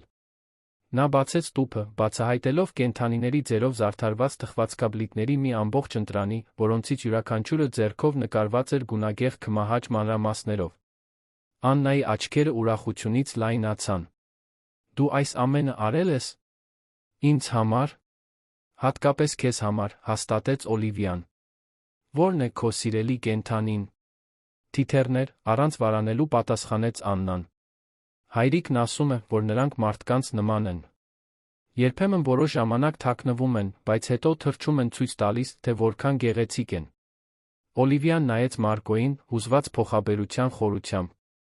Նա ամաչկոտ ժպիտով ուսերը թոթվեց, կարծես նրան բռնացրել էին ինչ-որ շատ բացահայտող բան ասելիս։ Ընթրիքը պարզ էր, բայց համեղ։ Մարկոն պատրաստել էր մակարոնեղեն, տնական լոլիկի սոսով թարմ աղցանով, Աննան, որը սկզբում ամաչկոտ էր, երեկոյան ընթացքում աստիճանաբար բացվեց, նա խոսեց դպրոցի, իր սիրելի նկարների քնելուց առաջ հայրիկի կարդացած գրքերի մասին։ Հայրիկը շատ լավ է տարբեր ձայներ հանում, հպարտությամբ ասաց Աննան, նա մեծ չար գայլին շատ վախեցնող է դարձնում, բայց ոչ այնքան վախեցնող, որ ես մղձավանջներ տեսնեմ, քո հայրիկը իսկապես յուրահատուկ է, համաձայնեց Օլիվիան նկատելով, թե ինչպես Մարկոն մի փոքր կարմրեց հաճոյախոսությունից։ Ընթրիքից հետո Աննան խնդրեց Օլիվիային ցույց տալ իր սենյակը։ Այն փոքր տարածք էր, բայց լի անհատականությամբ, պատերին ամրացված նկարներով, մանկական գրքերով լի գրապահարանով, կապույտ աստղած նախշերով, վերմակով, մահճակալով։ Սա իմ սիրելի վայրն է, ասաց Աննան, մատնացույց անելով պատուհանի մոտ գտնվող անկյունը, որտեղ հատակին բարձեր կային, իսկ շուրջս ցրված մի քանի գրքեր։ Այնտեղ եմ ես խոսում մայրիկի հետ։ Անհոգ մեկնաբանությունը ստիպեց Օլիվիային մի պահ կանգ առնել։ Նա նայեց Մարկոյին, որը տեսանելիորեն լարված էր դարձել։ Մամայի հետ խոսես, մեղմ հարցրեց Օլիվիան։ Հայրիկն ասում է, որ նա դրախտ է գնացել, բայց որ դեռ լսում է ինձ, բացատրեց Աննան երեխաների բնականությամբ, ովքեր ընդունում են առեղծվածները։ Այդ պատճառով երբեմն ես նրան պատմում եմ իմ օրվա մասին կամ կարևոր բաներ եմ հարցնում։ Աննան մոտեցավ մահճակալին մանկական մղումով բարձրացրեց բարձը, Օլիվիային ինչ-որ բան ցույց տալու համար։ Լսիր, ես նրան նամակ գրեցի։ Մարկոն առաջ եկավ, ակնհայտորեն զարմացած։ Աննա, ես չգիտեի, որ դու… Բայց Աննան արդեն ծալված թուղթ էր հանել բարձի տակից։ Նամակը գրված էր մանկական կոկիկ ձեռագրով, մի քանի սխալ գրված բառերով եզրերին նկարված սրտերով։ Կարող եմ կարդալ այն, հարցրեց Աննան, ակնհայտորեն հպարտանալով իր աշխատանքով։ Մարկոն գլխով արեց, չնայած թվում էր, թե չափազանց հուզված էր խոսելու համար։ Աննան բացեց թերթը, սկսեց պարզ ձայնով կարդալ. Սիրելի մայրիկ, որ երկնքում ես։ Ես քեզ շատ եմ կարոտում, բայց հայրիկը լավ է հոգ տանում ինձ մասին։ Սակայն նա երբեմն տխրում է, ես կցանկանայի, որ դու մեկին ուղարկեիր, որ նա նորից ժպտա։ Մեկին, ով համեղ թխվածքաբլիթներ կպատրաստի, ինչպես դու արեցիր, ով կլսի մարդկանց, երբ նրանք տխուր են, ով չի հեռանա, ինչպես դու ստիպված էիր։ Օլիվիան զգաց, որ աչքերը լցվում են արցունքներով։ Երեխայի պարզ խոսքերը կրում էին հուզական այնպիսի ծանրություն, որը գրեթե անհնար էր կրել։ Աննան շարունակեց. Ես փորձեցի ինքս ինձնով ուրախացնել հայրիկին, բայց կարծում եմ ինձ օգնություն է պետք։ Եթե կարող եք, խնդրում եմ մեզ մոտ ուղարկեք ինչ-որ հատուկ մեկի։ Սիրով, Աննա։ Երբ Աննան ավարտեց կարդալը, սենյակը լցրեց խորը լռություն։ Մարկոն տեսանելիորեն հուզված էր, արցունքը լուր հոսում էր նրա դեմքից։ Երբ ես սա գրել, Աննա, հարցրեց Օլիվիան, ձայնը գրեթե կտրվելով։ Անցել է բավականին ժամանակ, մտածկոտ պատասխանեց Աննան։ Այդ օրն էր, երբ հայրիկը երկար ժամանակ խոհանոցի պատուհանից դուրս էր նայում, գիտես։ Նա այդպես է անում, երբ կարոտում է մայրիկին։ Մարկոն ծնկի իջավ դստեր կողքին, ձայնը խռպոտ էր հուզմունքից։ Իսկ երբ էր այդ օրը, փոքրիկ։ Աննան մի պահ մտածեց, կենտրոնացած խոժոռվելով։ Այդ պահին ես տեսա հացաբուլկեղենի խանութից այդ կնոջը, որը փողոցով վազում էր հայրիկի հետից։ Հիշում ես։ Դու ասացիր, որ նա ուզում է խոսել կարևոր բանի մասին։ Աշխարհը կարծես կանգ առավ։ Օլիվիան այնպիսի զգացողություն ուներ, կարծես հողը անհետացել էր իր ոտքերի տակ։ Հանդիպումը։ Հենց այն օրն էր, երբ նա վազել էր Մարկոյի հետից, հուսահատ խնդրանքով դիմելու իր ընկերը ձացնելու համար։ Մարկոն նայեց Օլիվիային, աչքերը լայնացած էին ցնցումից ինչ-որ բան, որը կարծես ակնածանք էր հիշեցնում։ Դու սա գրել ես այն առավոտ, երբ Օլիվիան եկավ ինձ հետ խոսելու, հանգիստ ասաց նա Աննային, կարծես հաստատելով անհնարին փաստը։ Աննան անմեղորեն գլխով արեց։ Այո։ Ես այն գրել եմ այսօր առավոտյան դրել բարձիս տակ, դպրոց գնալուց առաջ։ Իսկ երբ վերադարձա, դու ինձ ասացիր, որ հացաբուլկեղենի խանութի տիկինը ուզում է, որ դու իր հետ երեկույթի գնաս։ Օլիվիան նստած էր մահճակալի եզրին, նրա ոտքերը հանկարծակի թուլացան։ Համաժամանակյա կապը անհնար էր անտեսել, անհնար էր բացատրել որպես պատահականություն։ 7 տարեկան մի երեխա խնդրել էր իր մորը երկնքում, որ ինչ-որ մեկին ուղարկի, որպեսզի իր հայրը կրկին ժպտա, հենց այն օրը, երբ մի հուսահատ կին վազել էր նրա հետից, խնդրելով մի բարեհաճություն, որը կփոխեր իրենց բոլորի կյանքը։ Մարկո, շշնջաց Օլիվիան, սա է… Անհնար է, ավարտեց նա, բայց նրա ձայնը լի էր հիացմունքով, ոչ թե կասկածամտությամբ։ Կամ դա ամենագեղեցիկ բանն է, որ երբեք պատահել է իմ կյանքում։ Աննան հետաքրքրասիրությամբ նայեց երկու մեծահասակների միջ։ Դուք երկուսդ էլ լավ եք։ Դուք մի փոքր տարօրինակ եք թվում։ Մարկոն մոտեցավ Օլիվիային բռնեց նրա ձեռքը։ Աննա, հիշում ես հացաբուլկեղենի խանութի այն կնոջը, որը միշտ քեզ յուրահատուկ թխվածքաբլիթներ էր տալիս։ Այո։ Նա շատ բարի է։ Մի անգամ ինձ արքայադստեր թխվածքաբլիթ տվեց պարզապես դրա համար։ Սա Օլիվիան է, մեղմ ասաց Մարկոն։ Եվ կարծում եմ նրա մայրիկը իսկապես լսեց նրա խնդրանքը։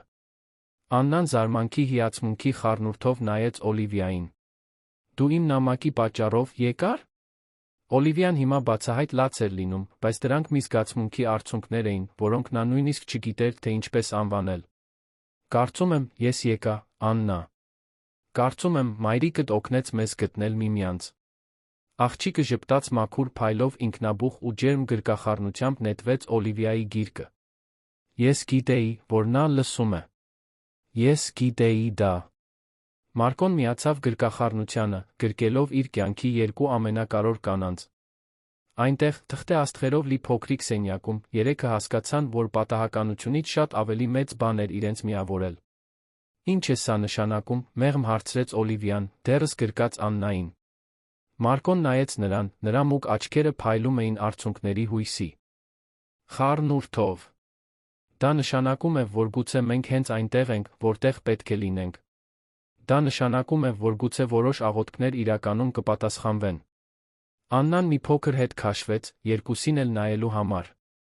Սա նշանակում է, որ դու մեզ հետ ես մնալու, Օլիվիա։ Հավերժ։ Երեխայի անմեղ հարցը արձագանքեց սենյակում, ինչպես խոստում, որը սպասում էր իր կատարմանը։ Օլիվիան նայեց Մարկոյին, նրա աչքերում տեսնելով նույն հույսը, որը նա զգում էր իր սրտում։ Եթե հայրիկդ ուզում է, մեղմ պատասխանեց նա, ես շատ կցանկանայի մնալ։ Մարկոն ժպտաց, ժպիտ, որն ամբողջությամբ փոխակերպեց նրա դեմքը, նրան մի քանի տարով երիտասարդացնելով։ Մենք սա ենք ուզում, Օլիվիա։ Ամեն ինչից առավել։ Եվ այնտեղ մի աղջկա սենյակում, որը հավատացել էր աղոթքների զորությանը մահացած, բայց իրենց չլքած մոր սիրուն, երեք միայնակ մարդիկ հայտնաբերեցին, որ երբեմն ընտանիքները կազմվում են ոչ թե արյունով, այլ փոքր ու թանկարժեք հրաշքներով, որոնք գալիս են հենց այն ժամանակ, երբ մենք դրանց ամենաշատն ենք կարիք ունենում։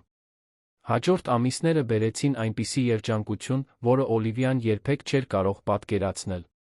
Նա Մարկոն սկսեցին պարբերաբար հանդիպել, այլս չծածնելով, թե հարաբերությունների մեջ են, այլ կառուցելով իրական հարաբերություն, հիմնվելով նրանց միջև ձևավորված անկեղծ կապի վրա։ Աննան դարձավ Օլիվիայի կյանքի անբաժանելի մասը։ Աղջիկը դպրոցից հետո հայտնվում էր հացաբուլկեղենի խանութում, անկյունում գտնվող փոքրիկ սեղանի մոտ տնային աշխատանք կատարելով, մինչ Օլիվիան աշխատում էր։ Նրանք մշակեցին հատուկ ռեժիմ։ Աննան օգնում էր զարդարել պարզ թխվածքաբլիթներ, սովորում էր գունավոր գլազուրով փոքրիկ նախշեր պատրաստել, իսկ Օլիվիան փոխարենը օգնում էր նրան լուծել մաթեմատիկական խնդիրները, որոնք նա դժվարանում էր գտնել։ Դու շատ ավելի լավ ես թվերը բացատրելու հարցում, քան հայրիկը, մի օր կեսօրին խոստովանեց Աննան, ստիպելով Օլիվիային ծիծաղել։ Մի ասա նրան, որ ես եմ սա ասել, դավադիր շշնջաց Օլիվիան, բայց կարծում եմ նա թույլ է տալիս քեզ հաղթել, երբ նրանք խաղաքարտեր են խաղում։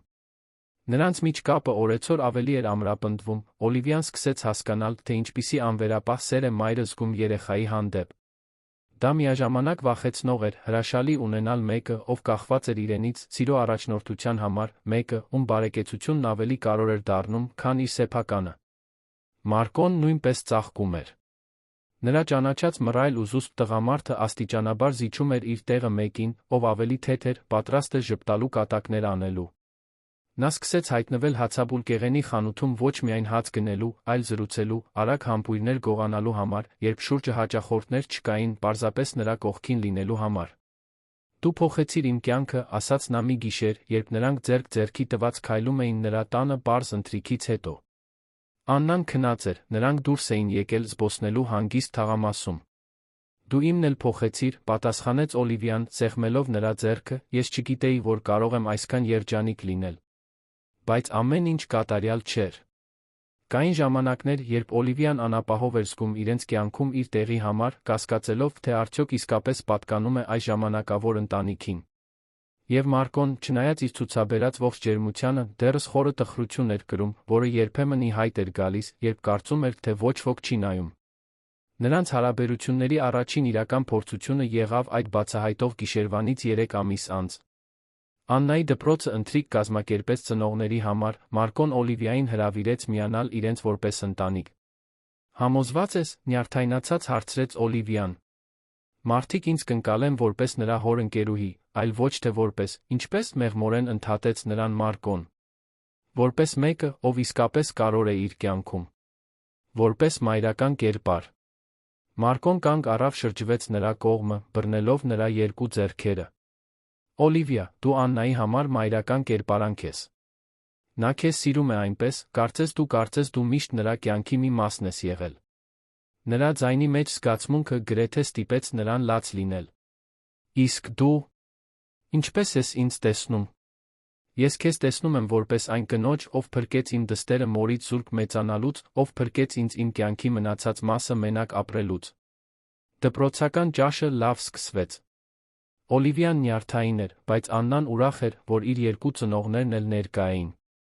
Նրանք նստեցին սեղանի շուրջ այլ ընտանիքների հետ, զրույցները հաճելի ու հանգիստ էին։ Հենց աղանդերի ժամանակ էր, որ իրավիճակը բարդացավ։ Սեղանի շուրջ նստած մայրերից մեկը, Վիոլա անունով մի կին, որին Օլիվիան ճանաչում էր որպես դպրոցական միջոցառումների կազմակերպման գործում հատկապես ակտիվ անձնավորություն, թվացյալ անփույթ մեկնաբանություն արեց։ Հետաքրքիր է տեսնել, թե որքան լավ են որոշ երեխաներ հարմարվում ընտանեկան փոփոխություններին, ասաց Վիոլան, իմաստալից նայելով Աննային, որը կենսուրախ զրուցում էր Օլիվիայի հետ գիտական նախագծի մասին։ Մարկոն խոժոռվեց։ Ինչ ես նկատի ունենում։ Ոչ մի առանձնահատուկ բան, շարունակեց Վիոլան, ժպիտով, որը չէր հասնում նրա աչքերին։ Պարզապես որոշ երեխաներ, ովքեր կորցրել են իրենց մորը, երբեմն շատ արագ կապվում են ցանկացած կանացի կերպարի հետ, որը հայտնվում է։ Դա, իհարկե, բնական է, բայց որպես ծնողներ, մենք պետք է զգույշ լինենք, որ երեխաներին չշփոթենք ժամանակավոր հարաբերությունների հետ։ Մեկնաբանությունը նման էր սեղանի վրա պայթող լուռ ռումբի։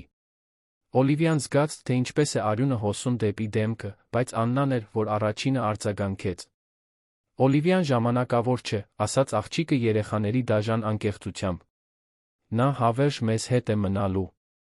Վիոլան ծիծաղեց, մի արամարական ձայն, որը ստիպեց Օլիվիային ներքուստ սարսռել։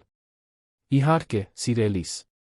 Բայց երբեմն մեծահասակները փոխում են իրենց միտքը, այնպես չէ՞։ Հատկապես, երբ հասկանում են, որ իրենցը չհանդիսացող երեխայի խնամքը կարող է ավելի դժվար լինել, քան պատկերացնում էին։ Այդ ժամանակ էր, որ Օլիվիան կարմրեց։ Ոչ թե իր նկատմամբ ուղղված դաժանության, այլ այն բանի համար, թե ինչպես էր մեկնաբանությունը ազդում Աննայի վրա, ով տեսանելիորեն վրդովվել էր։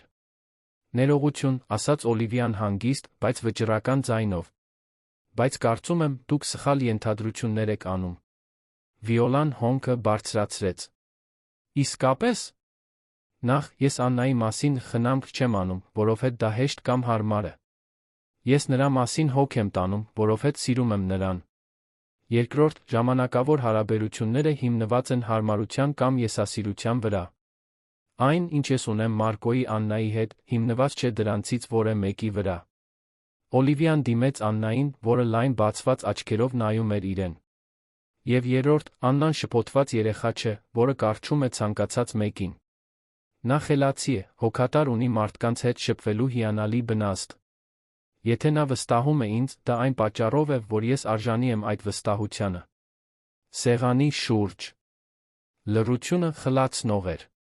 Վիոլան ակնհայտորեն խոսք չէր լսում, իսկ շրջապատի մյուս մարդիկ դադարեցրել էին իրենց զրույցները լսելու համար։ Մարկոն ձեռքը դրեց Օլիվիայի ձեռքին, աջակցության ժեստ, որը ոչ ոքի կողմից աննկատ չմնաց։ Օլիվիան մեր ընտանիքի անդամ է, պարզապես ասաց նա։ Եվ յուրաքանչյուր ոք, ով խնդիր ունի դրա հետ, կարող է խոսել ինձ հետ։ Աննան վեր կացավ աթոռից, վազեց գրկելու Օլիվիային։ Ես սիրում եմ քեզ, Օլիվիա, ասաց նա բավականաչափ բարձր, որ բոլորը լսեն։ Դու լավագույն մայրն ես, որ ես երբեք կարող էի ունենալ։ Երեխայի անմեղ մեկնաբանությունը արցունքներ բերեց Օլիվիայի աչքերին։ Վիոլան ինչ-որ բան մրմնջաց զուգարանն օգտագործելու մասին հեռացավ սեղանից, ակնհայտորեն ամաչելով։ Բայց վնասն արդեն պատճառված էր։ Տուն վերադառնալու ճանապարհին Օլիվիան չէր կարողանում դադարել մտածել Վիոլայի թունավոր խոսքերի մասին։ Եվ ավելի վատը, նա չէր կարողանում դադարել մտածել, թե արդյոք դրանցում ճշմարտություն կա։ Լավ ես, հարցրեց Մարկոն, երբ մեքենան կայանեց նրա տան դիմաց։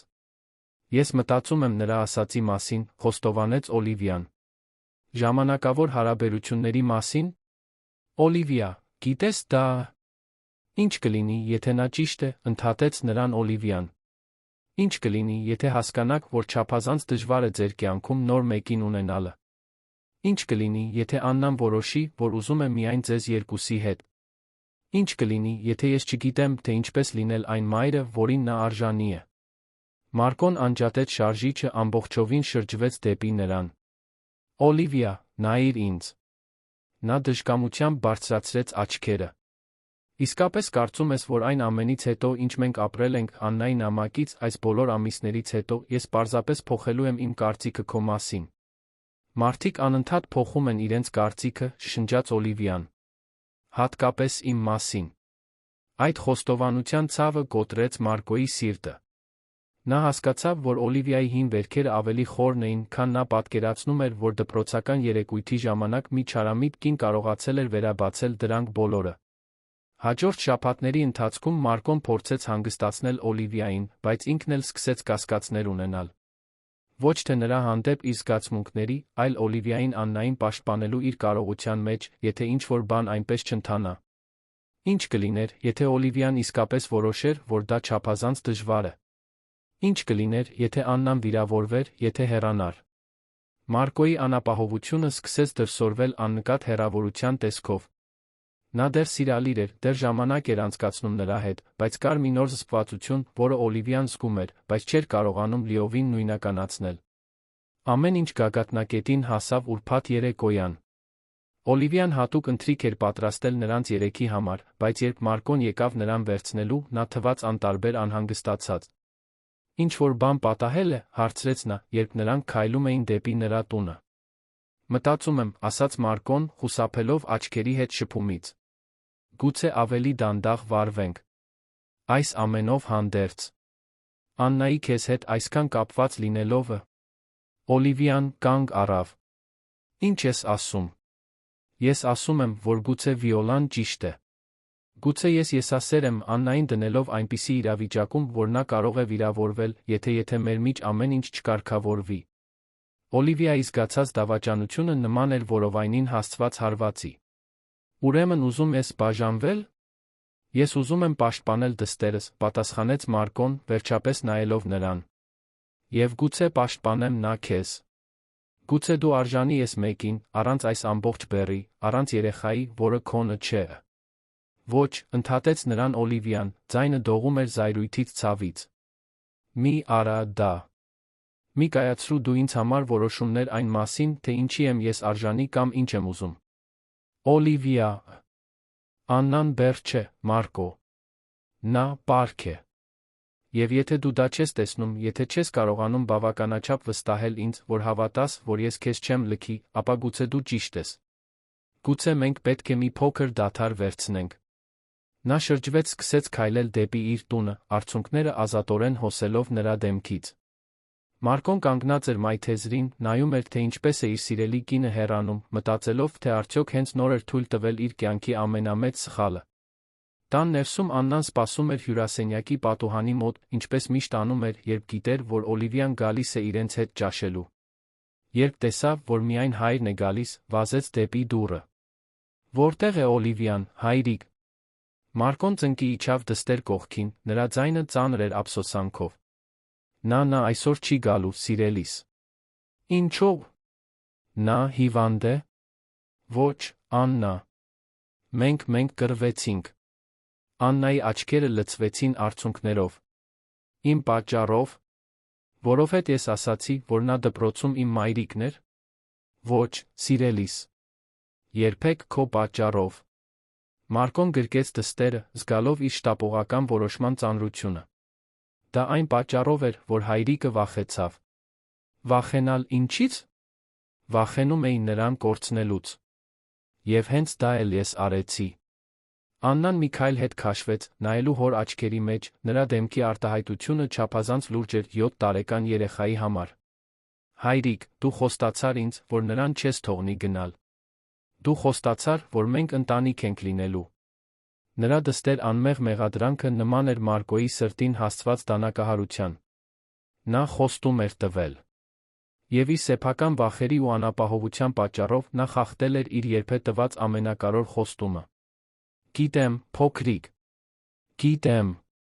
Աննան շրջվեց ու վազեց իր սենյակ, թողնելով Մարկոյին մենակ դատարկ հյուրասենյակում, հասկանալով, որ ոչնչացրել էր միակ լավ բանը, որ տեղի էր ունեցել իրենց կյանքում այն ժամանակվանից ի վեր, երբ կորցրել էին կնոջն ու մորը, որոնց երկուսն էլ այդքան սիրում էին։ Հաջորդ օրերը Օլիվիայի համար ամենադժվարն էին պատանեկությունից ի վեր։ Նա փորձում էր պահպանել իր սովորական ռեժիմը հացաբուլկեղենի խանութում, բայց ակնհայտորեն տխուր էր։ Մշտական հաճախորդները նկատեցին նրա տխրությունը, չնայած ոչ ոք չգիտեր, թե ինչ էր պատահել։ Մարկոն առաջին 3 օրերի ընթացքում չհայտնվեց հացաբուլկեղենի խանութում։ Օլիվիան ամեն անգամ, երբ դռան զանգը հնչում էր, դա նա չէր զգում էր թեթացում հիասթափություն, նա մտավորապես պատրաստվել էր նրան տեսնելուն, բայց նա սարսափում էր հանդիպման անհարմարությունից։ Աննան, մյուս կողմից, չէր ընդունում իրավիճակը նույն համառությամբ, ինչ մեծահասակները։ Երրորդ օրը նա խուսափեց դպրոցից հետո իրեն խնամող Հարանի հսկողությունից միայնակ վազեց հացաբուլկեղենի խանութ։ Օլիվիա, գոռաց նա, խանութ մտնելով լացից կարմրած աչքերով։ Ինչո՞ւ այլս տուն չես գալիս։ Օլիվիան անմիջապես թողեց իր գործը, ծնկի իջավ աղջկա մակարդակին։ Աննա, ինչ ես անում այստեղ մենակ։ Հայրդ գիտի, թե որտեղ ես։ Ոչ, ինձ համար մինույն է, պատասխանեց Աննան վիրավոր երեխայի համառությամբ։ Նա միշտ տխուր է, ես միշտ տխուր եմ, դու նույնպես տխուր ես թվում։ Ինչու պետք է բոլորս տխուր լինենք, երբ կարող ենք միասին լինել։ Երջանիկ։ Երեխայի պարզ տրամաբանությունը կայծակի պես հարվածեց Օլիվիային։ Աննա, երբեմն ամեն ինչ ավելի բարդ է լինում, քան մենք կցանկանայինք, որ դրանք լինեն։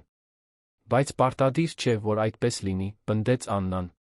Հայրիկն ասաց, որ դուք երկուսով կռվել եք, որովհետև նա վախեցել է։ Բայց ինչի՞ց։ Դուք երբեք չէիք հեռանալու մեզ լքելու, այնպես չէ։ Աղջկա ուղիղ հարցը արցունքներ բերեց Օլիվիայի աչքերին։ Ոչ, Աննա։ Ես երբեք իմ կամքով չէի հեռանա։ Ապա ինչու չես կարող պարզապես դադարեցնել պայքարը վերադառնալ երջանիկ լինելուն։ Մինչ Օլիվիան կհասցներ պատասխանել, հացաբուլկեղենի խանութի զանգը հնչեց, Մարկոն ներս նետվեց, ակնհայտորեն հուսահատված։ Աննա։ Դու չես կարող այդպես հեռանալ, առանց ինձ ասելու, եսը։ Նա կանգ առավ, երբ տեսավ Օլիվիային, որը ծնկի էր եկել դստեր կողքին, երկուսն էլ արցունքն աչքերին։ Մի պահ երեքն էլ անշարժ կանգնեցին, կարծես ժամանակը կանգ էր առել։ Աննա, գնա մեքենայի մոտ, ասաց Մարկոն մեղմ, բայց հեղինակավոր կերպով։ Ես պետք է խոսեմ Օլիվիայի հետ։ Աննան նայեց երկու մեծահասակների մեջ, վճռական հայացքով։ Միայն եթե խոստանաս դադարել հիմարություններ անել վերադառնալ ընտանիք լինելուն։ Աննա, սկսեց Մարկոն։ Խոստանում ես, պնդեց նա, խաչելով փոքրիկ ձեռքերը։ Մարկոն նայեց Օլիվիային, նրա աչքերում տեսնելով այն ամբողջ ցավը, որը նա պատճառել էր։ Գնա մեքենայի մոտ, սիրելիս։ Խոստանում եմ, որ մենք ամեն ինչի մասին կխոսենք։ Աննան գլխով արեց, թվացյալ գոհ պատասխանից, Օլիվիային արագ գրկելուց հետո դուրս եկավ հացաբուլկեղենի խանութից։ Հետաց լռությունը ծանր էր լի ափսոսանքով։ Մարկոն դանդաղ մոտեցավ վաճառասեղանին, կարծես Օլիվիան վիրավոր կենդանի լիներ, որը կարող էր փախչել ցանկացած պահի։ Օլիվիա, ես։ Դու կոտրեցիր ինձ, Մարկո, մեղմ ասաց նա, կանգնեցնելով նրան շարունակելուց։ Ես բացեցի սիրտս քեզ Աննայի առաջ, թույլ տվեցի ինձ հավատալ, որ մենք կարող ենք ընտանիք լինել, դու ամեն ինչ դեն նետեցիր առաջին իսկ դժվարության նշանի դեպքում։ Գիտեմ, որ ամեն ինչ խառնեցի։ Մարկոն ձեռքերը սահեցրեց մազերի միջով, ձայնը ծանր էր ափսոսանքից։ Ես վախեցած էի, քեզ հետ խոսելու փոխարեն փախա։ Ինչպես վախկոտ։ Ինչու, Մարկո։ Ինչու չէիր կարողանում վստահել ինձ։ Մարկոն խորը շունչ քաշեց, կարծես պատրաստվում էր խոստովանել մի բան, որը երկար ժամանակ թաքցրել էր իրենից։ Որովհետև կնոջս կորուստը կործանեց ինձ։ Իսկ քեզ սիրահարվելը վախեցրեց ինձ, որովհետև դա նշանակում էր, որ ես կրկին կորցնելու թանկարժեք բան ունեի։ Բայց դրանից ավելին ես վախենում էի, որ դու կհասկանաս, որ մենք չափազանց շատ բեռ ենք, որ Աննան ես չափազանց բարդ ենք։ Օլիվիան գլուխը թափ տվեց, արցունքները հոսում էին նրա դեմքից։ Դու դեռ չես հասկանում, այնպես չէ։ Դու բեռ չես։ Դու իմ ընտանիքն ես։ Այն ընտանիքը, որին ես ամբողջ կյանքում սպասել եմ։ Հիմա գիտեմ դա, ասաց Մարկոն դողացող ձայնով։ Աննան ինձ ցույց տվեց դա։ Նա ասաց, որ ես խոստացել եմ, որ քեզ չեմ թողնի գնալ, նա ճիշտ էր։ Ես խախտեցի իմ տված ամենակարող խոստումը։ Նա մոտեցավ, տատանվելով ձեռքը մեկնելով նրան։ Օլիվիա, ես քեզ սիրում եմ։ Աննան քեզ սիրում է։ Եվ գիտեմ, որ երկրորդ շանսի արժանի չեմ այն բանից հետո, ինչ արեցի, բայց կարող ես ինձ ներել։ Ներիր մեզ։ Օլիվիան նայեց տղամարդուն, որը դարձել էր իր տիեզերքի կենտրոնը, նրա աչքերում տեսնելով իսկական խոցելիություն։ Վերջին մի քանի օրերի ցավը դեռ թարմ էր, բայց դրանից ավելի ուժեղ էր այն սերը, որը նա զգում էր նրա Աննայի հանդեպ։ Մարկո, մեղմ ասաց նա, ես ներում եմ քեզ։ Բայց ես պետք է, որ դու ինձ մի բան խոստանաս։ Ամեն ինչ։ Խոստանում ես, որ հաջորդ անգամ, երբ վախենաս, կխոսես ինձ հետ փախչելու փոխարեն։ Խոստանում ես, որ մենք միասին կհանդիպենք մեր խնդիրներին։ Խոստանում եմ, առանց վարանելու ասաց Մարկոն։ Եվ խոստանում եմ մեկ բան։ Նա ծնկի իջավ հենց այնտեղ, հացաբուլկեղենի խանութի կենտրոնում, Օլիվիայի ձեռքը բռնելով։ Խոստանում եմ, որ կյանքիս մնացած մասն անցկացնելու եմ, ապացուցելով, որ դու ամենաթանկ բանն ես, որ երբեք պատահել է ինձ Աննայի հետ։ Օլիվիան լաց եղավ, նրան ոտքի հանելով իրեն նետելով նրա գիրկը։ Ես էլ քեզ եմ սիրում, Մարկո։ Ես ձեզ երկուսիդ էլ ավելի եմ սիրում, քան երբեք պատկերացրել եմ, որ հնարավոր է սիրել որևէ մեկին։ Նրանք համբուրվեցին հենց այնտեղ, հացաբուլկեղենի խանութի կենտրոնում, որտեղ ամեն ինչ սկսվել էր, կարծես նրանց կյանքի բոլոր կտորները վերջապես իրենց տեղը դրվեցին։ Մի քանի վայրկյան անց դռան մոտ հայտնվեց Աննան, ակնհայտորեն չկարողանալով մեքենայում սպասել։ Սա նշանակում է, որ դուք երկուսով հաշտվել եք։ Դա նշանակում է, որ մենք ընտանիք ենք լինելու, պատասխանեց Մարկոն, գրկելով դստերը։ Հավերժ, հարցրեց Աննան։ Հավերժ, հաստատեց Օլիվիան, համբուրելով աղջկա գլխի վերին մասը։ 6 ամիս անց նրանք ամուսնացան հացաբուլկեղենի խանութում կայացած մտերմիկ արարողությամբ։ Օլիվիան վերափոխել էր տարածքը վայրի ծաղիկներով ոսկեգույն լույսերով, ստեղծելով կախարդական հյուրընկալ մթնոլորտ։ Աննան հագել էր բաց կապույտ զգեստ վարակիչ ուրախությամբ գետնին ցրել սպիտակ վարդի թերթիկներ։ Նրանց փոխանակած երթումները պարզ, բայց խոր էին, խոսում էին երկրորդ հնարավորությունների, սրտով կազմված ընտանիքների, ոչ թե արյունով աճող սիրո մասին։ Օլիվիա, ասաց Մարկոն, բռնելով նրա ձեռքերը ընկերների հարանների փոքր խմբի առջ, դու ինձ սովորեցրիր, որ հնարավոր է նորից սիրել, որ հնարավոր է երջանկություն կառուցել ցավի ավերակների վրա։ Ես խոստանում եմ լինել այն ամուսինը, որին դու արժանի ես, հայրը, որին Աննան կարիք ունի։ Մարկո, պատասխանեց Օլիվիան, ձայնը խեղդվելով զգացմունքներից, դու Աննան ցույց տվեցիք ինձ, որ ես ավելի ուժեղ եմ ավելի ընդունակ սիրելու, քան երբեք պատկերացրել եմ։ Ես խոստանում եմ լինել այն կինը մայրը, որին դու արժանի ես։ Աննան, որը պնդում էր արարողության ժամանակ ելույթ ունենալ, առաջ եկավ, ձեռքին մի կտոր թուղթ։ Ես էլ ուզում եմ խոստում տալ, ասաց նա երեխայի լրջությամբ, որը հասկանում է պահի կարևորությունը։ Խոստանում եմ լինել ձեզ երկուսի համար լավագույն դուստրը միշտ հիշել, որ մեր երկնային մայրը մեզ օգնել է միասին լինել։ Հանդիսատեսի մեջ չոր աչք չկար։ Միասին կառուցած կյանքը նրանց երազանքն էր, ավելին, ծույլ կիրակիներ, նրբաբլիթներ պատրաստելով, խաղային երեկոներ խոհանոցի սեղանի շուրջ, Աննայի ծաղկումը երկու անվերապահորեն սիրող մարդկանց խնամքի ներքո։ Հացաբուլկեղենի խանութն ավելի էր բարգավաճում, քանի որ Մարկոն երբեմն օգնում էր հանգստյան օրերին, իսկ Աննան դառնում էր տաղանդավոր փոքրիկ հրուշակագործ։ Հարսանիքից 1 տարի անց Օլիվիան իմացավ, որ հղի է։ Լուրը ընդունվեց ուրախության արցունքներով ժամերով տաց գրկախառնություններով։ Աննան հիացած էր ավագ քույր դառնալու հեռանկարով։ Հետաքրքիր է, մայր երկինքն էլ գիտեր սրա մասին, հարցրեց նա, ձեռքը դնելով Օլիվիայի դեռ փոքրիկ փորին։ Ես վստահ եմ դրանում, պատասխանեց Օլիվիան։ Կարծում եմ, նա ամեն ինչ պլանավորել էր սկզբից։ Փոքրիկը ծնվեց մի արոտ գարնանային առավոտյան, առողջ։ Ուժեղ տղա, որին նրանք անվանեցին Պիետրո, ի պատիվ Աննայի սիրելի անվան ի պատիվ մահացած, բայց երբեք մոռացված կնոջ։ Աննան անմիջապես սիրահարվեց իր կրտսեր եղբորը, պնդելով օգնել ամեն ինչում, սկսած նրան կերակրելուց մինչ տակտիրները փոխելը։ Անհնար էր նայել նրան, Պիետրոյին գրկած, չնկատել անվերապահ սերը նրա աչքերում։ Հիմա մեր ընտանիքն ամբողջական է, մի գիշեր ասաց Մարկոն, դիտելով, թե ինչպես է Օլիվիան կրծքով կերակրում Պիետրոյին, մինչ Աննան նրանց համար պատմություն էր կարդում։ Այն ամբողջական էր այն օրվանից, երբ մենք որոշեցինք միասին լինել, նրբորեն ուղղեց Օլիվիան, այն պարզապես ավելի մեծացավ, Պիետրոյի ծնունդից 2 տարի անց Օլիվիան անսպասելի հաղորդագրություն ստացավ։ Այն Քիարայից էր, այն կնոջից, ով իր դպրոցական տարիները վերածել էր իսկական դժոխքի։ Օլիվիա, գիտեմ, որ այսքան տարիներից հետո, հատկապես այն ձից հետո, որով վարվեցի քեզ հետ հանդիպման ժամանակ, իրավունք չունեմ կապվելու քեզ հետ։ Ես մի քանի ամիս է, ինչ թերապիայի մեջ եմ, իմ գործընթացի մի մասն է պատասխանատվություն կրել պատճառած վնասի համար։ Ես դաժան էի քեզ հետ դպրոցում, շարունակեցի դաժան լինել այդ գիշեր։ Ես ներում չեմ ակնկալում, բայց ուզում էի, որ դու իմանաս, որ անկեղծորեն ցավում եմ։ Օլիվիան մի քանի անգամ կարդաց հաղորդագրությունը, զգալով բավարարվածության կարեկցանքի խառնուրդ։ Մի քանի րոպե նա մտածեց չպատասխանելու մասին։ Բայց հետո մտածեց այն կնոջ մասին, որ դարձել էր իր կառուցած ընտանիքի, իր գտած երջանկության մասին։ Նրա պատասխանը կարճ էր. Քիարա, շնորհակալություն կապվելու համար։ Ես ներում եմ քեզ, ոչ թե որովհետև դու արժանի ես դրան, այլ որովհետև ես արժանի եմ թեթակի առաջ շարժվել։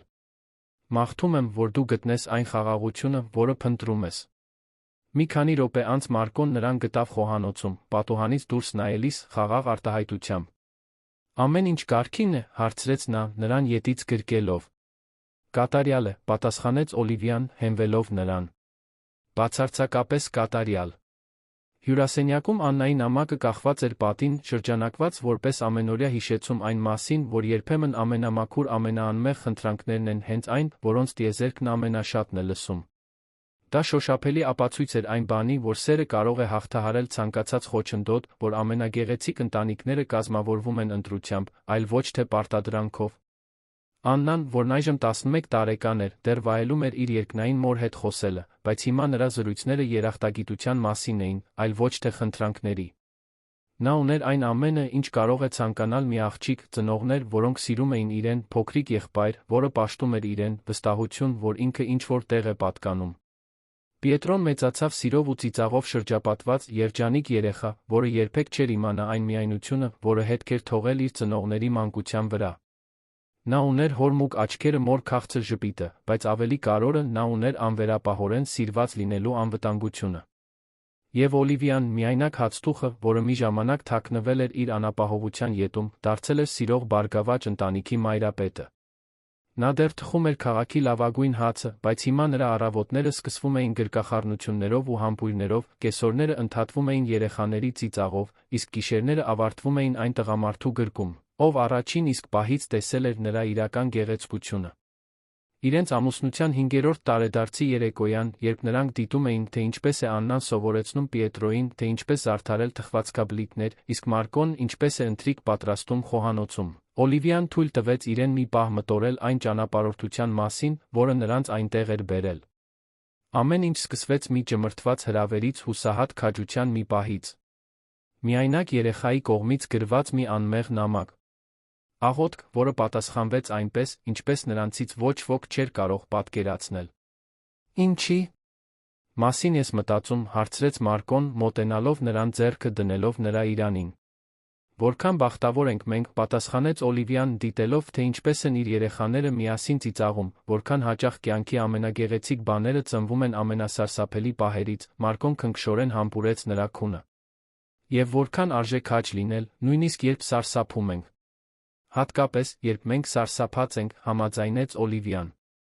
Նրանք կանգնած էին այնտեղ, գրկախառնված, դիտում էին միասին կառուցած կյանքը, մի կյանք, որը սկսվել էր վախով միայնությամբ, բայց որը վերածվել էր ավելի գեղեցիկ մի բանի, քան նրանցից որը մեկը համարձակվել էր երազել։ Մի կյանք, որն ապացուցեց, որ իսկական սերը կարող է հաղթահարել ցանկացած խոչընդոտ, որ երբեմն հրաշքները գալիս են քողարկված որպես մաքուր սրտերի կողմից արված պարզ խնդրանքներ։ Պատմության ավարտ սիրելի լսողներ, հուսով ենք, որ Օլիվիայի, Մարկոյի, Աննայի պատմությունը ձեր սրտերին նույնքան հուզեց, որքան մերին։ Այս հուզիչ ճանապարհորդությունը շարունակելու համար մենք պատրաստել ենք հատուկ նվագացանք, նույնքան գրավիչ պատմություններով, որոնք ուսումնասիրում են սիրո, ընտանիքի երկրորդ հնարավորությունների ուժը։ Գտեք այն այստեղ, ձախ կողմում սեղմելով։ Եթե ձեզ դուր եկավ այս պատմությունը, մի մոռացեք բաժանորդագրվել մեր ալիքին հավանել տեսանյութը։